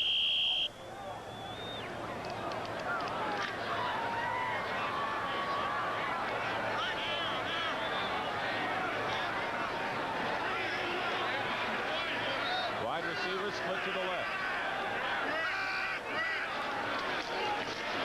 Otis Anderson off the right side. Breaks the tackle, breaks 2, and has a first down at the 15-yard line. Oh, mark at the 14. And he has been a bull of a running back this afternoon in the snow. Not just great running and great blocking. Terry Steve and Luis Sharp again. A left guard, left tackle out in front. Otis Anderson cuts it up behind them both. Bill Cowher, number 57, overran it a little bit, and then Otis Anderson broke his tackle and picked up some more. So for the 7th time officially this year, Otis Anderson has gone over 100 yards in a game. He's carried for 18 times in this one. He gained 133 yards the first time these clubs met. It's an incredible day. A day like today. 1st and 10 at the 14-yard line. Stump Mitchell's going to carry the left side. Bill Cowher grabs him at the 10-yard line. So Bill Cowher has been playing for Jerry Robinson, who's been shaken up and on the sidelines and has been in most of the tackles for the Eagles. Cowher a free agent originally with the Eagles, was cut and spent 3 years with the Cleveland Browns. When the Eagles had a lot of injuries in preseason with their linebackers, they acquired him. Cowher was voted the MVP on the special teams for the Eagles. Jerry Robinson was the MVP defensive player. And Mike Quick, of course, most valuable player on offense for Philadelphia this season. Cowher's a toughie. 2nd and 6. Earl Farrell looking for room. Fumbles it out of bounds. It's still Cardinal ball. Reggie Wilkes was with him step for step. Reggie Wilkes made a fine play at the outside linebacker spot that time, strung it all out. He was hurt earlier in the year. Started the last 12 games for Philadelphia. They've had their share of injuries this season. Jody Schultz was the starter at outside linebacker when Wilkes was out, and Schultz himself came down with an injury the 3rd week of the season, and Wilkes had to come back. 3rd down and 6. The ball at the 10-yard line. 6:37 to go in the 3rd quarter.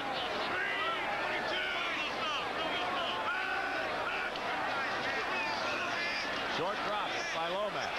Can't find anyone. Wilkes is chasing it. Gets it away and stumped Mitchell. Just couldn't hold on to it. And it's 4th down. Lomax has great mobility back there, and in fact that was one of his problems early on, was the fact that he spent too much time running around and not enough time concentrating on what's going on downfield. You can see how that's changed. Even though he's moving back here now, head and eyes and his concentration downfield all the time. He's not getting flustered. More apt to throw it out of that situation than run, and before it was usually strictly run when he took off. 27-yard field goal attempt coming up for Neil O'Donoghue, who has been a pretty good kicker and had a disastrous game against the Giants here in St. Louis, but has come back somewhat. O'Donoghue is 14 of 26. Perrin holding. 27-yard attempt is up, and it's good. So the Cardinals are handling this kind of weather, and they've upped their lead to 17-0 with 6:22 remaining here in the 3rd quarter. Rookie Glenn Young of Mississippi State is the middleman on the return team for the Eagles. And O'Donoghue dribbles it up the middle where Major Everett picks it up for the Eagles and takes it out to the 35-yard line. Well, next Saturday we'll have a college basketball football doubleheader for you. On Christmas Eve, first of all, the Boston College Eagles. Jay Murphy and Michael Adams, they've gone far in the NCAA championships the last several years, coached by Gary Williams. Take on the Maryland Terrapins in Lefty Driesell, 1 o'clock Eastern time. And then the Sun Bowl, and a good matchup. Yes, it is. SMU and Alabama out there in El Paso, and they always have fun out there. Ray Perkins against Alabama team against SMU. Good record. That follows it. 1st and 10 at the 35-yard line for the Eagles, trailing now 17-0. Curtis Greer, was he drawn off?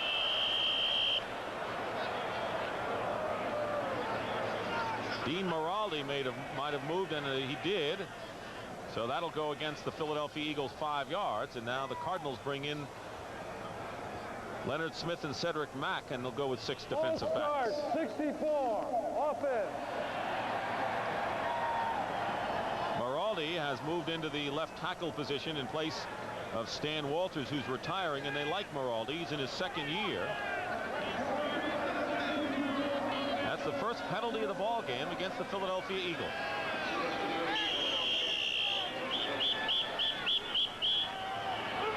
So not many turnovers, 4 in all, and only 1 penalty against the Eagles.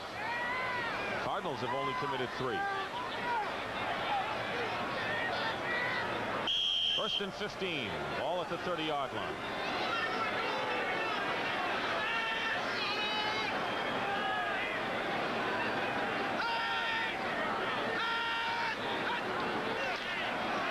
Jaworski completes the pass to Tony Woodruff. And Woodruff is down short of midfield. Cedric Mack makes the tackle on Tony Woodruff. He had suffered a broken collarbone. First day of camp, he was on injured reserve until 5 weeks ago, but they think he has big play potential. Keep in mind now that the Cardinals' defensive record in third quarters in the last 5 games. They haven't let anyone score in this game the first 2 quarters plus. Second down and 6 at the 39.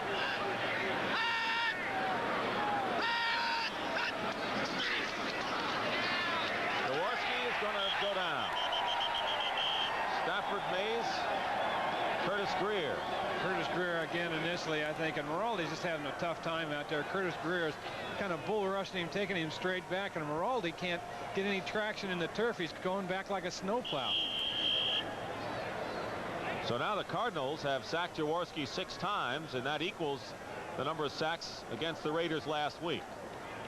So they're finishing the season in a blaze as far as the defensive pressure is concerned. It's 3rd down and 14 at the 31-yard line.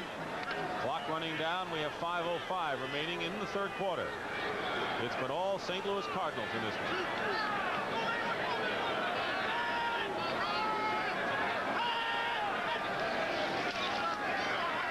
Jaworski loops it up the middle to Carmichael.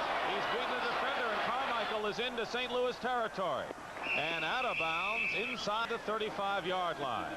That's the 5th catch of the day for Carmichael, and when they've needed the big play, they have gone to Harold. Wayne Smith makes the tackle. Well, they keep that red line off Jaworski this time. Give him some time. Carmichael coming across the middle with E.J. Jr. on him. A great throw by Jaworski, who had somebody right in his face. Had enough touch on it to get it over Jr., and Carmichael did the rest.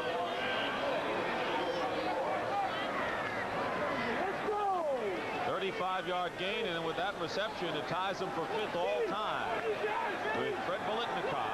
So on a day of record setters for Roy Green, put Harold Carmichael moving up a notch. He's got 92 yards. 1st and 10 at the St. Louis 34-yard line. Jimmy Oliver, a couple, and that's all. And Elois Grooms was the first man to get a hand on it. Make that Stafford Mays and not Grooms. Let's credit the right man. Stafford Mays grabbed the shoe top. Excuse me, Nick. Normally St. Louis's defensive line in passing situations, they use all kind of stunts between their tackles and ends and the tackles with loops and twists, but because of the footing out there today, they haven't done that. They're just going straight ahead, and they've been successful at it. 2nd down and 9 at the 33. Eagles have not been that successful on 1st downs for the most part. Quick toss. They had the rush coming in. Carmichael was the intended receiver. Lee Nelson defending on the play. In that Chicago-Green Bay game, they're tied in the 3rd quarter at Soldier Field. The Packers and the Bears. Bears have been eliminated. Green Bay needs a win to be in any kind of playoff contention. And then they got to hope that New Orleans and Detroit lose. 3rd and 9. Just under 4 minutes remaining in the 3rd quarter. Jaworski has completed 14 passes, 29 attempts, and he's nearing 200 yards, but he's thrown 3 interceptions. He's been sacked 6 times. Gets rid of this one in open field, and it's intercepted. E.J. Jr. 3rd interception of the year, the 4th in the game for the Cardinals. And a good pass rush by Al Baker. Yeah, just look at the penetration all the way down the line right here by the St. Louis Cardinals front 4. And look at the push they're getting off the ball, and they're right back in Jaworski's face. He can't do much. He can't operate right here at all. He has to get out. Baker had a hand on him. Jaworski threw it up for Harold Carmichael, the only 6'8" player on the field. He couldn't come up with it. E.J. Jr. did. 4 interceptions. 17-0 the Cardinals lead. Ron Jaworski's been sacked 6 times. He has thrown 4 interceptions today. Lomax has thrown a touchdown pass to Roy Green, and Otis Anderson has scored a touchdown. Lomax on 1st down drills it, and Cotilli makes a fine catch. How does Tilly do that, Dick? How does he do that? Well, he goes up, and when the ball comes, he grabs it and comes to it. Royal Young, I don't know. You know better than I. He's wearing gloves. I mean, that's a great fingertip catch. It really is. We mentioned before that those guys are wearing those rubber gloves. They're almost like skin diver gloves. They do have a little bit of traction on it. But Tilly went up there and made a catch that you'd be proud of in early September on a warm day. Well, he's always been a skilled receiver with ability to get open and run those routes pretty well. Prior to this, has led the Cardinals in receiving 5 straight years. That was a 22-yard pickup. First and 10 at the 39 for St. Louis. And here's Otis Anderson finding a hole off the left side. Here's O.J. And it took Wes Hopkins to bring him down at the 35-yard line of Philadelphia. Another guy in another run that you got shaking her head. Look at the lead block. Earl Farrell gets a good one right here. O.J. cuts it up, and now just watch this balance and effort right here. Spins, gets away from Herman Edwards, 46.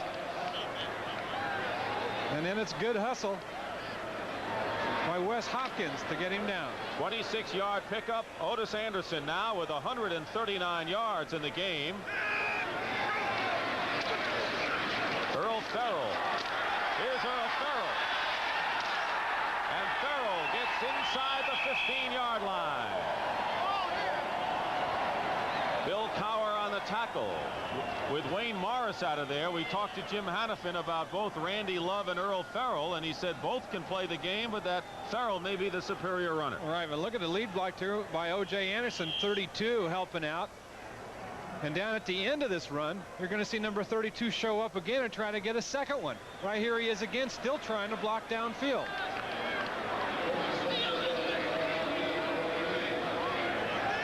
Earl Farrell with 23 yards, but what you pointed out about Otis Anderson really says a lot about the man. He is doing it in every way. And we talked about, the guys want to play today. Yes, they do. He does. 17-0 Cardinals lead. First and 10 at the Eagle 14. Here is Otis Anderson. Slips, regains his footing, and will settle for going out of bounds. At about the 13-yard line, Randy Logan makes the tackle. The Eagles have not been able to move the ball at all on the ground this afternoon. Otis Anderson has gained over 140 yards, and the Cardinals are nearing 200 yards rushing. Minute 13 remaining, third quarter. Cardinals lead 17-0 and driving for more. The Saints have overtaken the Rams now 17-16 in the fourth quarter.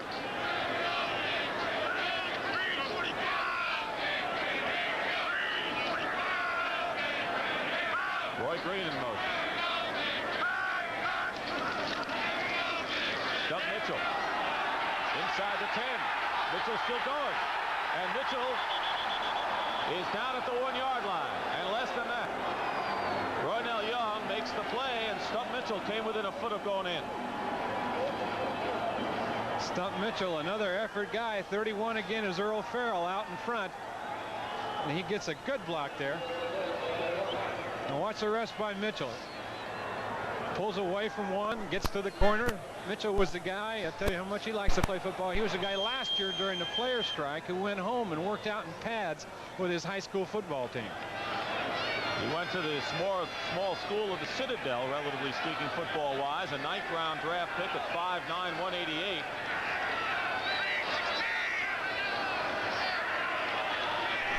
Love and Mitchell are the running backs. First and goal at the 1. And Randy Love goes in for the touchdown. So Randy Love with his second touchdown rushing of the year has scored for the Cardinals to make it 23-0. That was a great drive on any day. They mixed up some passing. 6 points. Tilly made a good catch.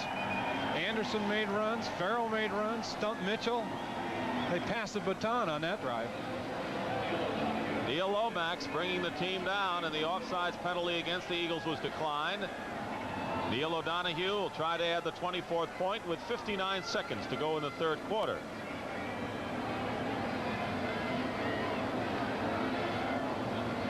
And the Cardinals are 59 seconds away holding the team scoreless for the last 6 weeks. Holding is Perrin. Injured Eagle being taken off or helped off the field is Greg Brown.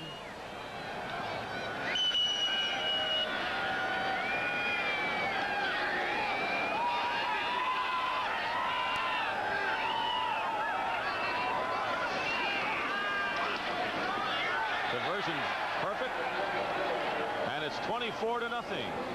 St. Louis Cardinals finishing in a blaze at 24-0, third quarter. 24-0 now. The Cardinals lead the Eagles and heading for their first sweep of Philadelphia in 6 years. That's the scoring drive, and a pretty good scoring drive. 6 plays, 83 yards. O'Donoghue kicking off now on the ground. Picked up by Perry Harrington. Harrington is hit hard at the 25, and it's got to hurt, sting more than a little bit when you're down in this kind of weather. And penalty markers fly all over the place, and O'Donoghue and some of the Cardinals getting into it with some of the Eagles at the 45-yard line. I think they had better things to do, wouldn't you? Jet Parlavecchio, Wes Hopkins. Want to remind you that on the day after Christmas, the NFL today will start it off at 2 o'clock Eastern, and the NFC wild card game, the Dallas Cowboys, will be playing at Texas Stadium against either San Francisco, Los Angeles, New Orleans, or Green Bay, is the way it appears right now. Yeah, and it's still up for grabs. Foul, unnecessary roughness, 45, Philadelphia. Personal foul, unnecessary roughness, 57, St. Louis. Both players are disqualified. Jet Parlavecchio of the Cardinals is disqualified. Wes Hopkins, they said number 45, and they don't have a number 45, and I believe Hopkins has been the man tossed out for the Philadelphia Eagles. So their free safety is out. Jim Hanifin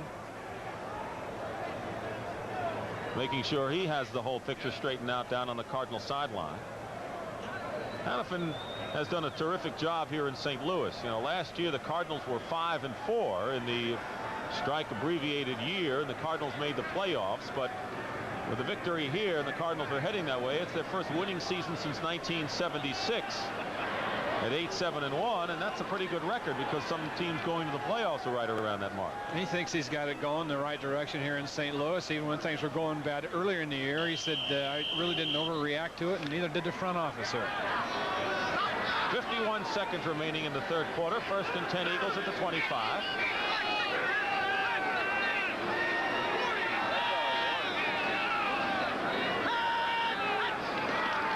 Blitz situation, and Michael Haddix gets by one man and then slips on the turf. Al Baker was right there on the play. David Galloway as well. That's a very big part of this game. The rushing story with the Cardinals, most of it from Otis Anderson. Philadelphia hasn't gotten untracked at all, but also the Cardinal defense with 4 interceptions and 6 sacks if you're working. 2nd down and 10. This could be the last play of the third quarter. Clock ticking down. 6 seconds remaining. Swing pass out to Michael Haddix. Haddix will have the first down as he's hit hard at the 42-yard line by Leonard Smith. And there is the gun, and that is the end of the third quarter with the score. The St. Louis Cardinals 24, the Philadelphia Eagles nothing. We now pause for a word from your local station. Start the fourth quarter here in St. Louis. The Cardinals lead the Eagles 24-0. Dick Stockton and Wayne Walker pushed him 1st and 10 at the 42 for the Eagles. Cardinals have shut out their opposition in the third quarter the last 6 weeks now. Lead it by a wide margin. Ron Jaworski on 1st down. 7 sacks now for the Cardinals. This time it's Al Baker. And Curtis Greer And those are the two who have been doing it all year. Al Baker from the right side of your screen will be coming in, working against Jerry Sizemore. And he's back there on Jaworski. You know, if I were the Eagle lineman right now, I think I'd start doing some cutting. They've been trying to take this defensive line of the Cardinals up, you know, straight up. And now that they're all charged up and playing strictly pass, I think I'd have to cut them a couple times low and slow them down a little bit. I know it's not the best technique, but on a day like today, I think it'd be effective. Second down, 14. 13 sacks the last 2 games for the Cardinals up front. Jaworski, his pass overthrown. It was intended for Melvin Hoover. Covering on the play was Benny Perry. Lee Nelson on a safety blitz. We were talking about Al Baker. Of course, he came over from the Detroit Lions. There he is, number 60, for Mike Dawson. Dawson, a good run defender. Galloway has done that, but Baker has given him a good pass rush. And of course, Floyd Peters likes some of those Detroit Lion rejects, like Wayne Smith, who's been consistent at right cornerback, and Al Baker. Peters was the defensive coach there at one time. Third down and 14 now at the 38-yard line. Down in yardage has not been favorable at all to the Eagles today. Jaworski under siege again and down back at the 25-yard line. David Galloway gets into the act now. Everyone has had a role for the St. Louis Cardinals today. 8 sacks in all, and Galloway, a good inside pass rusher, came into the game with 10. Fourth down, and Max Runeker will punt for Philadelphia. You can be sure that it's much colder on the Eagles side than it is on the Cardinals side. Stump Mitchell back to 40.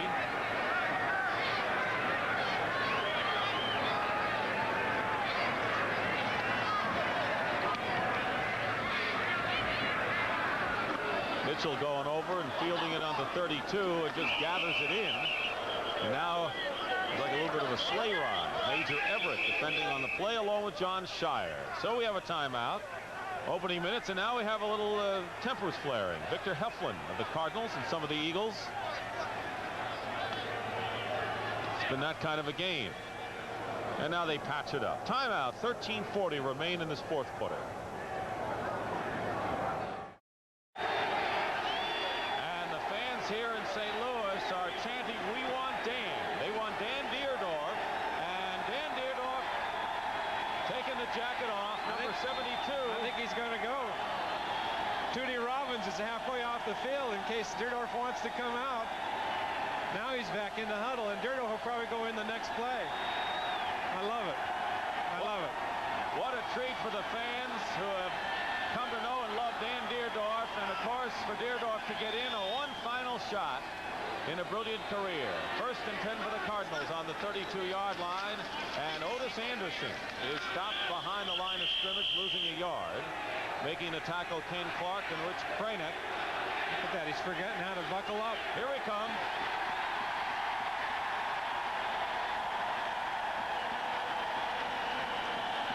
Three times in his career, the rest of the players around the league voted him the best offensive lineman.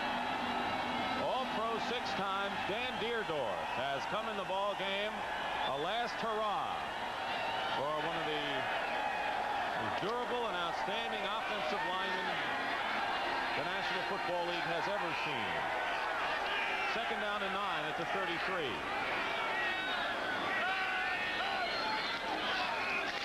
And Otis Anderson outside goes out of bounds. By the way, Otis Anderson has his season's high in this game with 146 yards. His previous high was against the Vikings at 136. So it says something about the man, Otis Anderson, to get his season's high on a day like this. The Rams have retaken the lead, 23-17 over New Orleans. A wild game at the Superdome in the fourth quarter, and they got to be raising the roof down there. 6-point lead is precarious right now for the Rams. The loser of that game is out of playoff consideration. Third and 4 at the 38 for the Cardinals.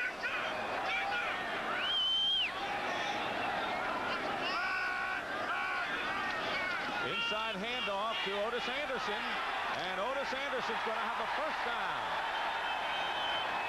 What a game he's playing. Approaching midfield, John Shira makes the tackle.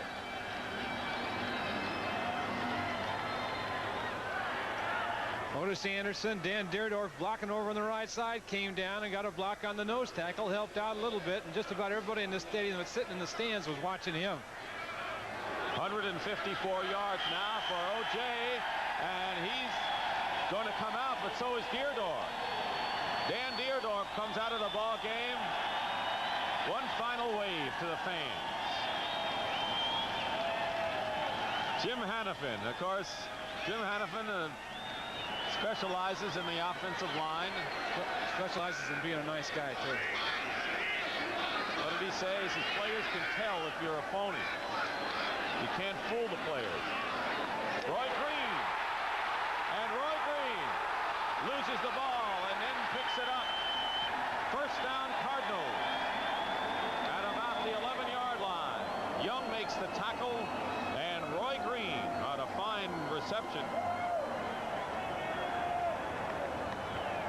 Green the flyer right here, just running a slant in pattern.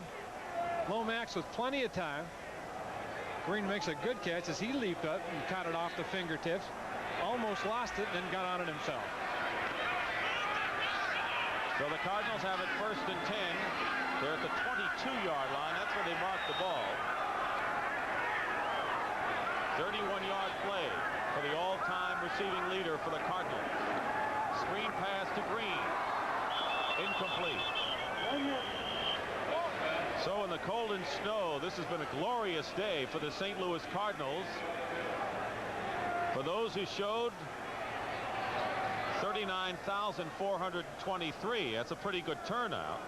Those are the tickets sold. The no-shows were 17,000.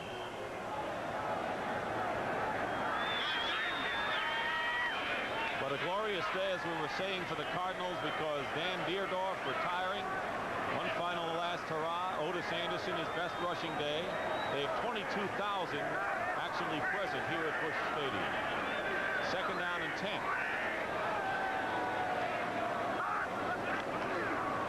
Earl Farrell in a crowd.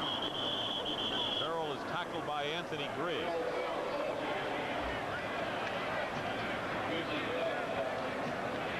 Very tough division, and everyone knew it going in this year. Of course, a division dominated by the Redskins and the Cowboys.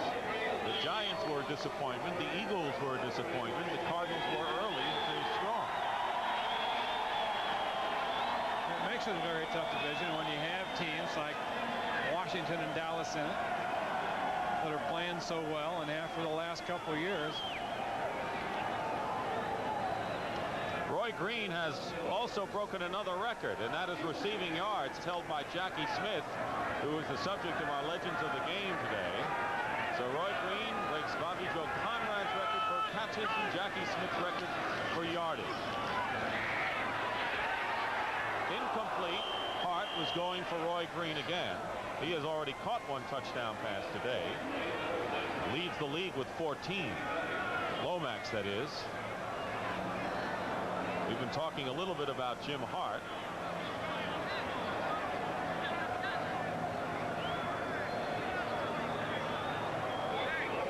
It'll be 4th down and 11. Neil O'Donoghue will try a field goal. He's already made good on a 28-yarder. Benny Perrin will hold. It'll be a 41-yard or 40-yard attempt.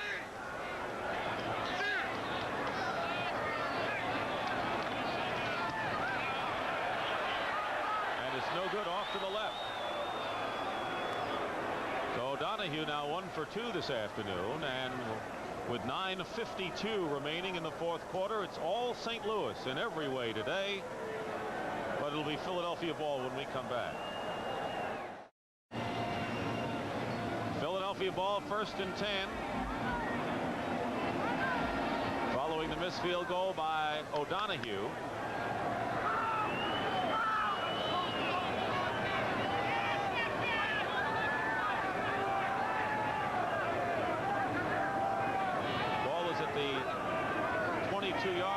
Jaworski swings Brings it out. Michael Haddix holds on to the ball. Takes it out to the 28-yard line. Lee Nelson, a strong safety, makes the play. In that AFC game between Pittsburgh and Cleveland, the Browns now running away with it 30-10 over Pittsburgh. For the Steelers, of course, they've already won the AFC Central. The Browns, of course, need the win, and they need some help. Yeah, they're staying alive. They need Seattle and Buffalo to lose. Then Cleveland gets the wild card.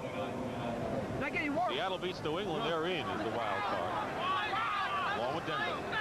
Second down and 4.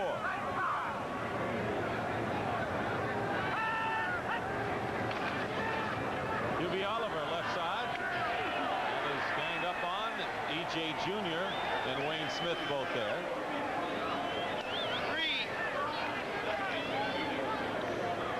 E.J. Jr., as we had told you, will likely move back to middle linebacker. Bob Harris will be one outside linebacker, and we talked about some of the Cardinal needs. You know, some people have talked about another burner, a wide receiver, but another outside linebacker.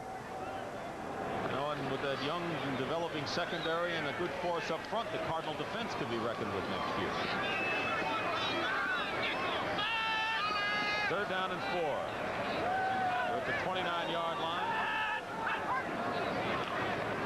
Jaworski gets it out to Mike Quick. And Quick has a reception. Don't forget, Quick is trying to catch up to Harold Carmichael's receiving record.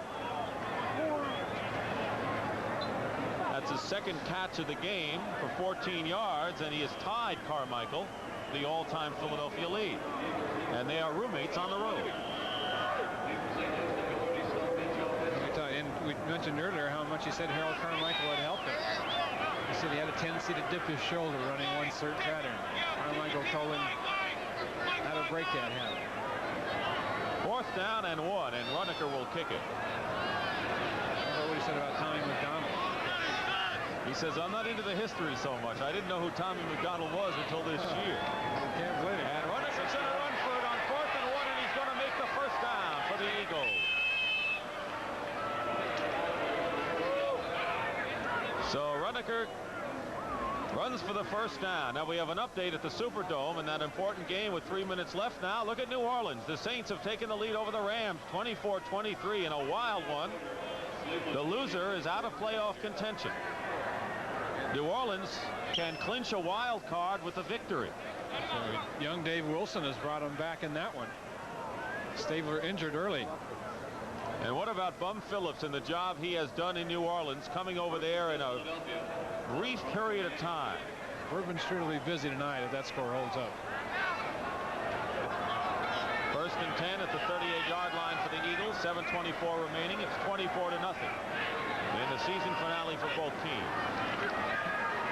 Jaworski will go down again. Curtis Greer. It'll be a sack. No fumble. And I've got to give the officials a pat on the back today, because they have made sure that when a quarterback has been in the grasp of a defensive player, the whistle has been there. 9 sacks. Curtis Greer again from the left side. Again, Miraldi gets around him to the outside. Almost a no touch. He's just out quickening him over there. And Jaworski's the one paying for it. Second down and 23. 9 sacks by the St. Louis Cardinals today.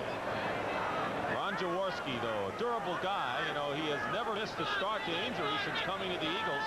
103 games today. Joe Ferguson of Buffalo, top for active quarterbacks. Jaworski can't get away again. That's number 10. And it's Curtis Greer again. Bubba Baker, the 2 ends. Tough day for Ron, but he's going to go home to a wife and a new baby boy, William, after this game. So now it's a 3rd and 30 for the Philadelphia Eagles. If the Saints go on and win that game over the Rams, they will then face the Dallas Cowboys in that wild card game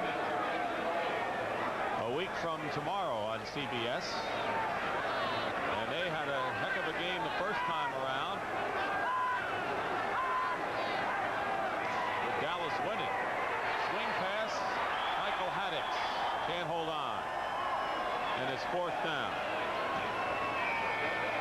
So if the Saints hold on, and don't forget they only have a 1-point lead with a few minutes to go, it could be New Orleans against Dallas. That was in which Ken Stabler was tackled for a safety to give the Cowboys the win late in the game. In the last minute in his own end zone. 4th down and Max Runeker with 4th and 30. We don't think that he'll be running this one. Actually, he is 5 yards out of the end zone as we take a closer look at the snow-covered field. He is about the 5-yard line.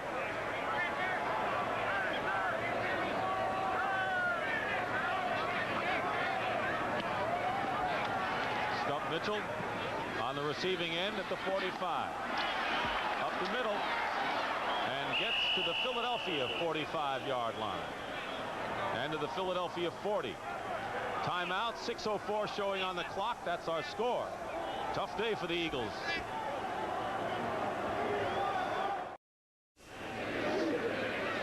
Well, that's Jim Hart, the 39-year-old quarterback. Question rises to whether Jim will be back. He's adjusted to his role as a relief pitcher. Lomax is the man now in St. Louis as he swings it out to Roy Green. And Green barely gets back to the line of scrimmage where the strong safety Randy Logan makes the tackle. Well, Dick, people around here were hoping that Jimmy Hart just wouldn't walk into the sunset without the organization, the St. Louis Cardinals, and without the fans being able to do something for him. I think they say he's kind of a stubborn guy and kind of wants to play again next year. He hasn't said that he's going to retire. They said that they don't want him back. And, of course, his partner, Deerdorf, is definitely retiring. So they wanted to do something for Hart here and haven't been able to. 2nd down and 11 at the 41. And here is Stump Mitchell carrying the ball, and he runs right into Rich Kranek.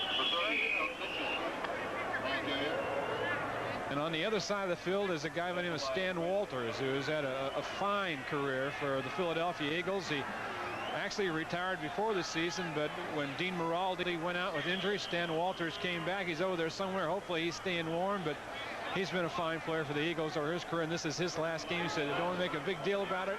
It's just the last one for me. 3rd down and 11. Stan Walters, 2 times to the Pro Bowl. This is indeed, as you mentioned, his last game. He was with the Eagles when they went to the Super Bowl. Played his college ball at Syracuse. 4:35 remaining. 3rd and 11 at the 41. Lomax finds Roy Green. And Green is close to a 1st down. Near the 30-yard line, Roynell Young makes the tackle. So even in the cold weather, the people that are really doing it for St. Louis today on offense, Otis Anderson and Roy Green, they've been doing it all year. 6 catches for 68 yards for Roy Green today. And Green caught 5 against the Raiders last week. They're shy of a 1st down by less than a yard. And the Cardinals are going to go for it as Randy Love comes in the 2nd tight end, Greg LaFleur, the former Philadelphia Eagle. 4:10 remaining. 4th and 1. And the Cardinals electing to go for it.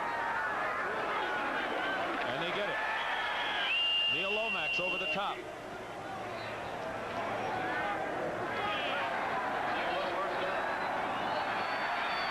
We want to remind you that following the game, Brendan Irv will have scores and highlights. And Howard Schnellenberger, the head coach of the Miami Hurricanes, will be live in our studios in New York. Howard Schnellenberger leading Miami against Nebraska in the Orange Bowl. And his name's propped up a lot for pro coaching jobs the last week.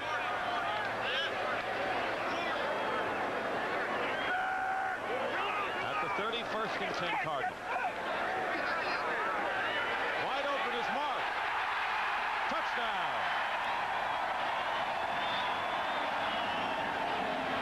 And that's the 8th touchdown reception of the year for tight end Doug Marsh. He beat Bernard Wilson, and the Cardinals raise their lead again. Lomax almost looking for him right from the start. Got a combination pattern over here. Marsh takes it to the corner. Lomax with plenty of time has it right on the shelf. This is an excellent throw.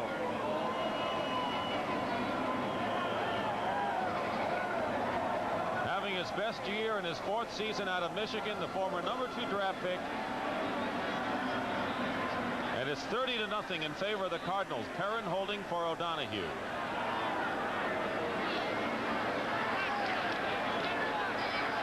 It's 31.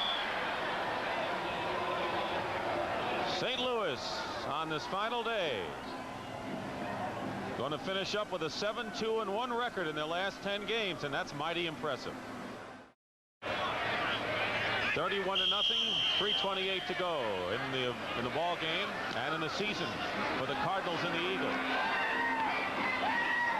Kickoff fielded by Major Everett, or is it Glenn Young? It's Glenn Young who takes it out to the 35-yard line. Christmas Day on CBS Sports begins with the 46th annual Blue-Gray game. The country's top seniors will be in that one. A couple good quarterbacks too, Boomer Esiason and Tom Tunnicliffe. And following NCAA football, NBA basketball, the New York Knicks. And they really have come on. The New Jersey Nets, they're big rivals. The Knicks beat the Nets in the playoffs last year. The Nets would like revenge, and that follows the Blue-Gray game. Good bill of fare coming up on Christmas Day on CBS. 1st and 10 Eagles at the 33-yard line. Jaworski dumps it off to Hughie Oliver. Hughie Oliver still going with it and gets to the 47-yard line. Al Baker makes the tackle with Cedric Mack. Other scores. Bears lead the Packers 20-14. If the Packers lose that game, the Lions clinch the NFC Central Division title, and Green Bay, of course, is out of playoff consideration. And the Green Bay loss would also help San Francisco should they lose to Dallas on Monday. We saw Santa Claus make an entry here just moments ago. 1st and 10 at the 47, 2.5 minutes remain.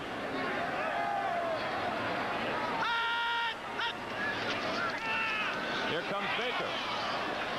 And Jaworski, who's been under siege to the tune of 10 sacks today for 71 yards, just got rid of that ball in a hurry. Greer has 4.5, and we have a penalty marker down at about midfield.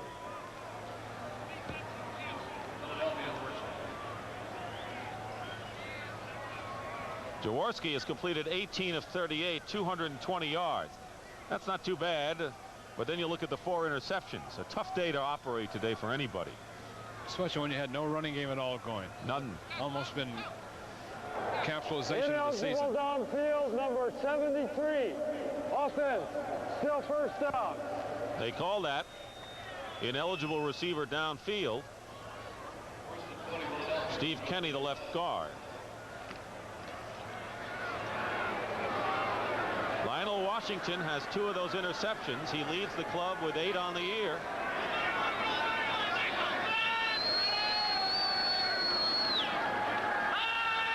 First down and 20. Jaworski's pass is caught by Mike Quick down the field, trying to beat Lionel Washington.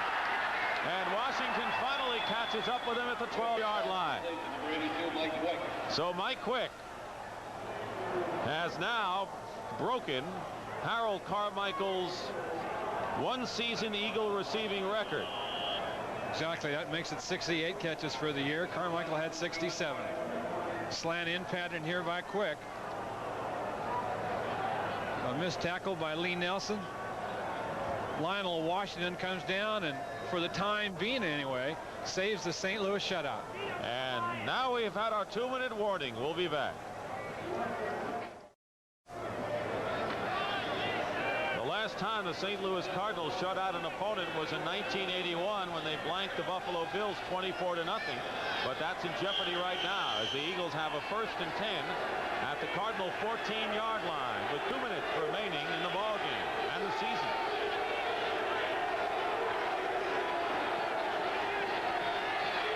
And Ron Jaworski hasn't been this close to the enemy goal line all day. 31-0, Cardinals lead it. Jaworski can't go right, looking left, and falling down. Michael Haddix. This has got to be a rough day for Ron Jaworski, who's been a gamer all season long. Tonight on CBS begins with the award-winning 60 Minutes, followed by Alice, One Day at a Time, and the 8th annual Circus of the Stars. That's tonight on CBS.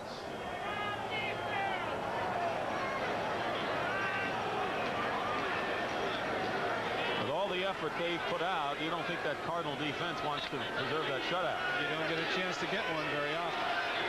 14 yards rushing, big part of the story today. That's all Philadelphia's been able to manage. 2nd and 10 at the 14. Jaworski to Mike Quick, and it's broken up. Denny Perrin on a good play, and he saved a touchdown. The free safety made up a lot of ground while that ball was in the air. Take a look at it here from the ground level. Jaworski spotted Quick right away and looked like he had it. But watch Perrin come a long way, make a dive and get a hand on the ball. Second-year player out of Alabama. He has become a fixture in a hurry. Started there as a rookie. Good football sense. And that's just one position they don't even have to worry about for a long time to come. 3rd and 10 at the 14 now. And the crowd here hanging on throughout wants to see the Big Red get their shutout. Jaworski's pass knocked down, incomplete. Leonard Smith, the #1 draft pick from McNeese State, and it was intended for Carmichael. So it's 4th and 10. Line up and go again. So many times over the years we've seen Jaworski and Carmichael in this situation. They run that pattern where Carmichael kind of goes to the corner and Jaws lobs it up for him to outleap everyone. We may see it here. And the Eagles are going to call a timeout on 4th down. So this says something. I think this speaks volumes. 1:45 to go in a season in which the Cardinals lead the Eagles 31-0. It's 4th and 10 at the 14. And of course they always try, but the Eagles want to get in there, so they're going to call the timeout now to try and get in for the lone score. Want to remind you that coming up after the game, scores and highlights of this final Sunday of the regular season. Brennan Irv will have the highlights, scores, and Howard Schnellenberger, head coach of the University of Miami, will be live in the studio. I think we can go back to what you were talking about in part and result of that meeting over there. Marion Campbell said, and we said this at the top of the show, but we can touch on it some more, that the best part of the season for him, he said, was the attitude of his team all year long, that they worked hard for him and they didn't quit. And he's looking forward to next year because he's going to get a Wilbert Montgomery back and a John Spagnola back. He said, it's almost like those two guys are going to be my draft choices. But you're right about that attitude. He emphasized that over and over. He says, if you have attitude, you can build on that. So despite the loss today in a 5-11 season, Marion Campbell feels he can build on it. 4th and 10 at the 14.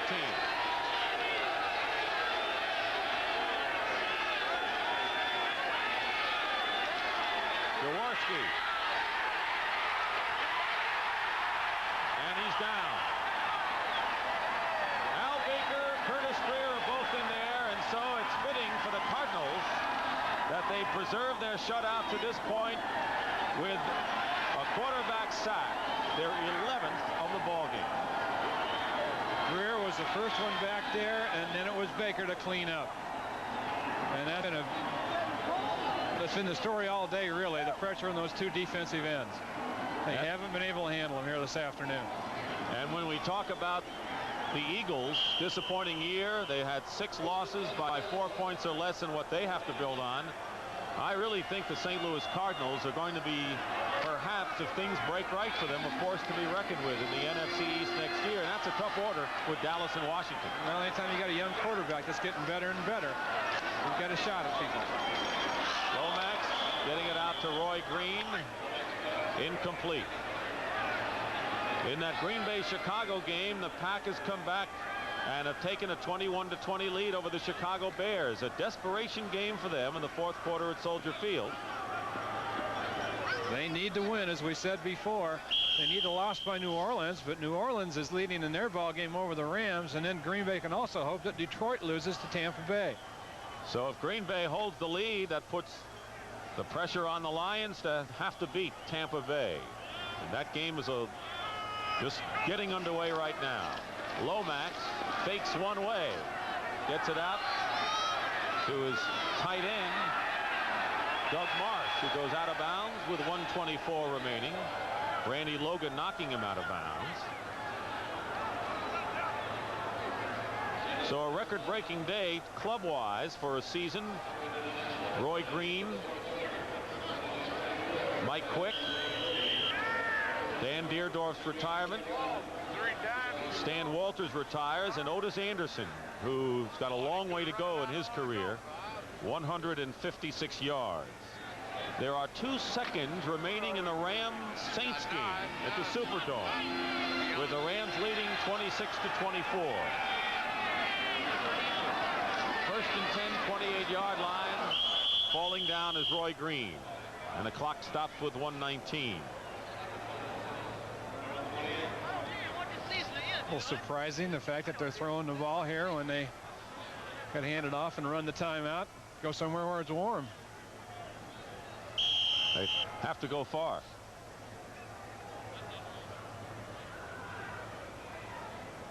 Second down and 10. Cardinals likely to get their first shutout in 2 years. This is their biggest margin of victory. If it stays like this, stump Mitchell up the middle. Cardinals had beaten San Diego by 30 points, and they have a 31-point lead here over the Eagles. Winding down to 1 minute remaining. Did you notice that it stopped snowing? Yes, well, I didn't, but now that you reminded me. Let's say congratulations to several people. Executive producer Terry O'Neill, senior producer Charles H. Milton. Our game here produced by Ed Gorin and directed by Bob Daly. And thanks to everyone that had a part in difficult circumstances with the cold and snow to bring this to you. 3rd and 7, and Lomax looking for a receiver. And he's down. I don't believe he got out of bounds, and now they say he fumbled. Philadelphia recovers. Greg Brown made the hit. And so Philadelphia will have one last chance, and Ken Clark, the nose tackle, makes the recovery. The LA Rams have defeated the New Orleans Saints. So they're going to be a little unhappy at Bourbon Street tonight. The Saints are out of it, and the Rams are still alive. And the Rams need either San Francisco, Detroit, or Green Bay to lose to get in the playoff. 28 seconds remain. 1st and 10 for the Eagles. And they still have a shot to get on the board here.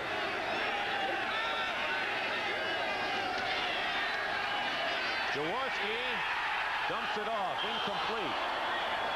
No penalty flags down, but also the 12th sack of the game. We also want to thank a couple of other people. Marty Aronoff, who has been our right-hand man up in the booth all season long, and Gary Len, who has done a terrific job with our statistics today. Our thanks to them. 22 seconds remain. So the Los Angeles Rams now make the San Francisco-Dallas game significant, because the 49ers must beat the Cowboys to win the NFC West title. If not, the Rams would, by virtue of a better record in the division. If Green Bay or Detroit lose, the Rams will also be a wild card team.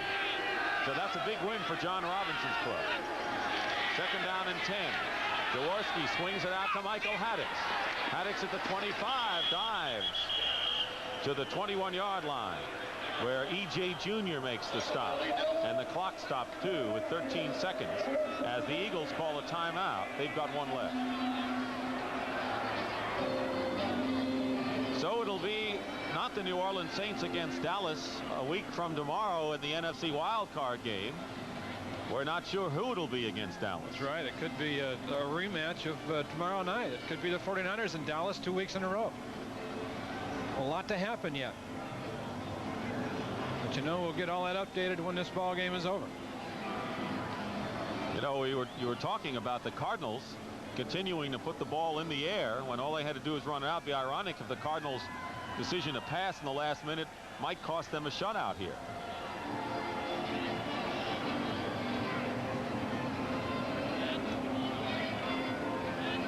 Oh, it's this reach down and tough out time right now for both of these teams. They'd rather be in the locker room getting this one over with. The outcome is certainly not in doubt, but there's still a little bit of integrity and stuff left on the line out there. They'd like to avoid a shutout, and the Cardinals would like to get one. We have seen a lot of integrity today. 3rd down and 2. 13 seconds remain. 31-0. The Cardinals lead it.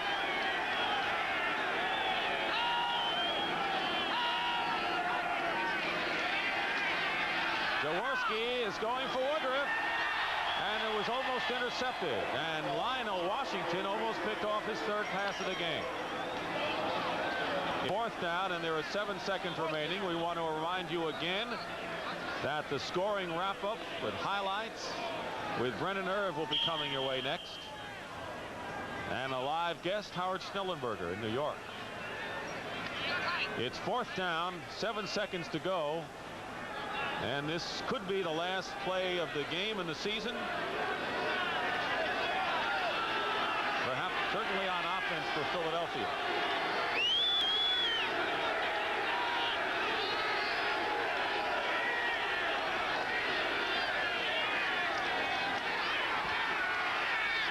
Mike Quick has it, and he is in for the touchdown. And so the Philadelphia Eagles break the shutout as the clock has run down. No time shows. It is 31-6, and they will try the conversion here. So the St. Louis Cardinals, who decided not to run out the clock and to keep the ball in the air and keep it alive passing, saw it backfired on them, and the Philadelphia Eagles avoid the shutout as Ron Jaworski hits Mike Quick with a touchdown pass on the final play of the game, and for Mike Quick, his 13th touchdown reception of the year. And that ties Tommy McDonald's club record at 13. McDonald in 1960, when the Eagles won a world title, and in 61 had 13 touchdown receptions. 20-yard pass, and Tony Franklin's conversion is good, and the ball game is over, and the final score is 31-7. The Cardinals win it, and a kind of a bittersweet finish to this game for the fans and for the St. Louis Cardinals. Well, maybe the Cardinals, as you look at Dan Deerdorf, who's walking off this field, and then perhaps look around at a few things, as it's going to be the last time he's going to come off Busch Stadium turf wearing that red number 72. A great career ends here today. And we saw the start of some other ones, of Mike Quicks and Roy Greens, that are going to be around this league a long, long time. Randy Logan over to say hello. Looks like Dan Pastorini there in the stocking hat on to come over and say hi to Dan Deerdorf and give him his best. Well, this is the time you want to say your goodbyes, and of course we saw Carl Hairston before, and you know Dan Deerdorf is retiring, but so is Stan Walters, as you mentioned earlier, the left tackle, the veteran who has played 12 years, first with Cincinnati and then Philadelphia. Final score 31-7. We'll be back here in St. Louis.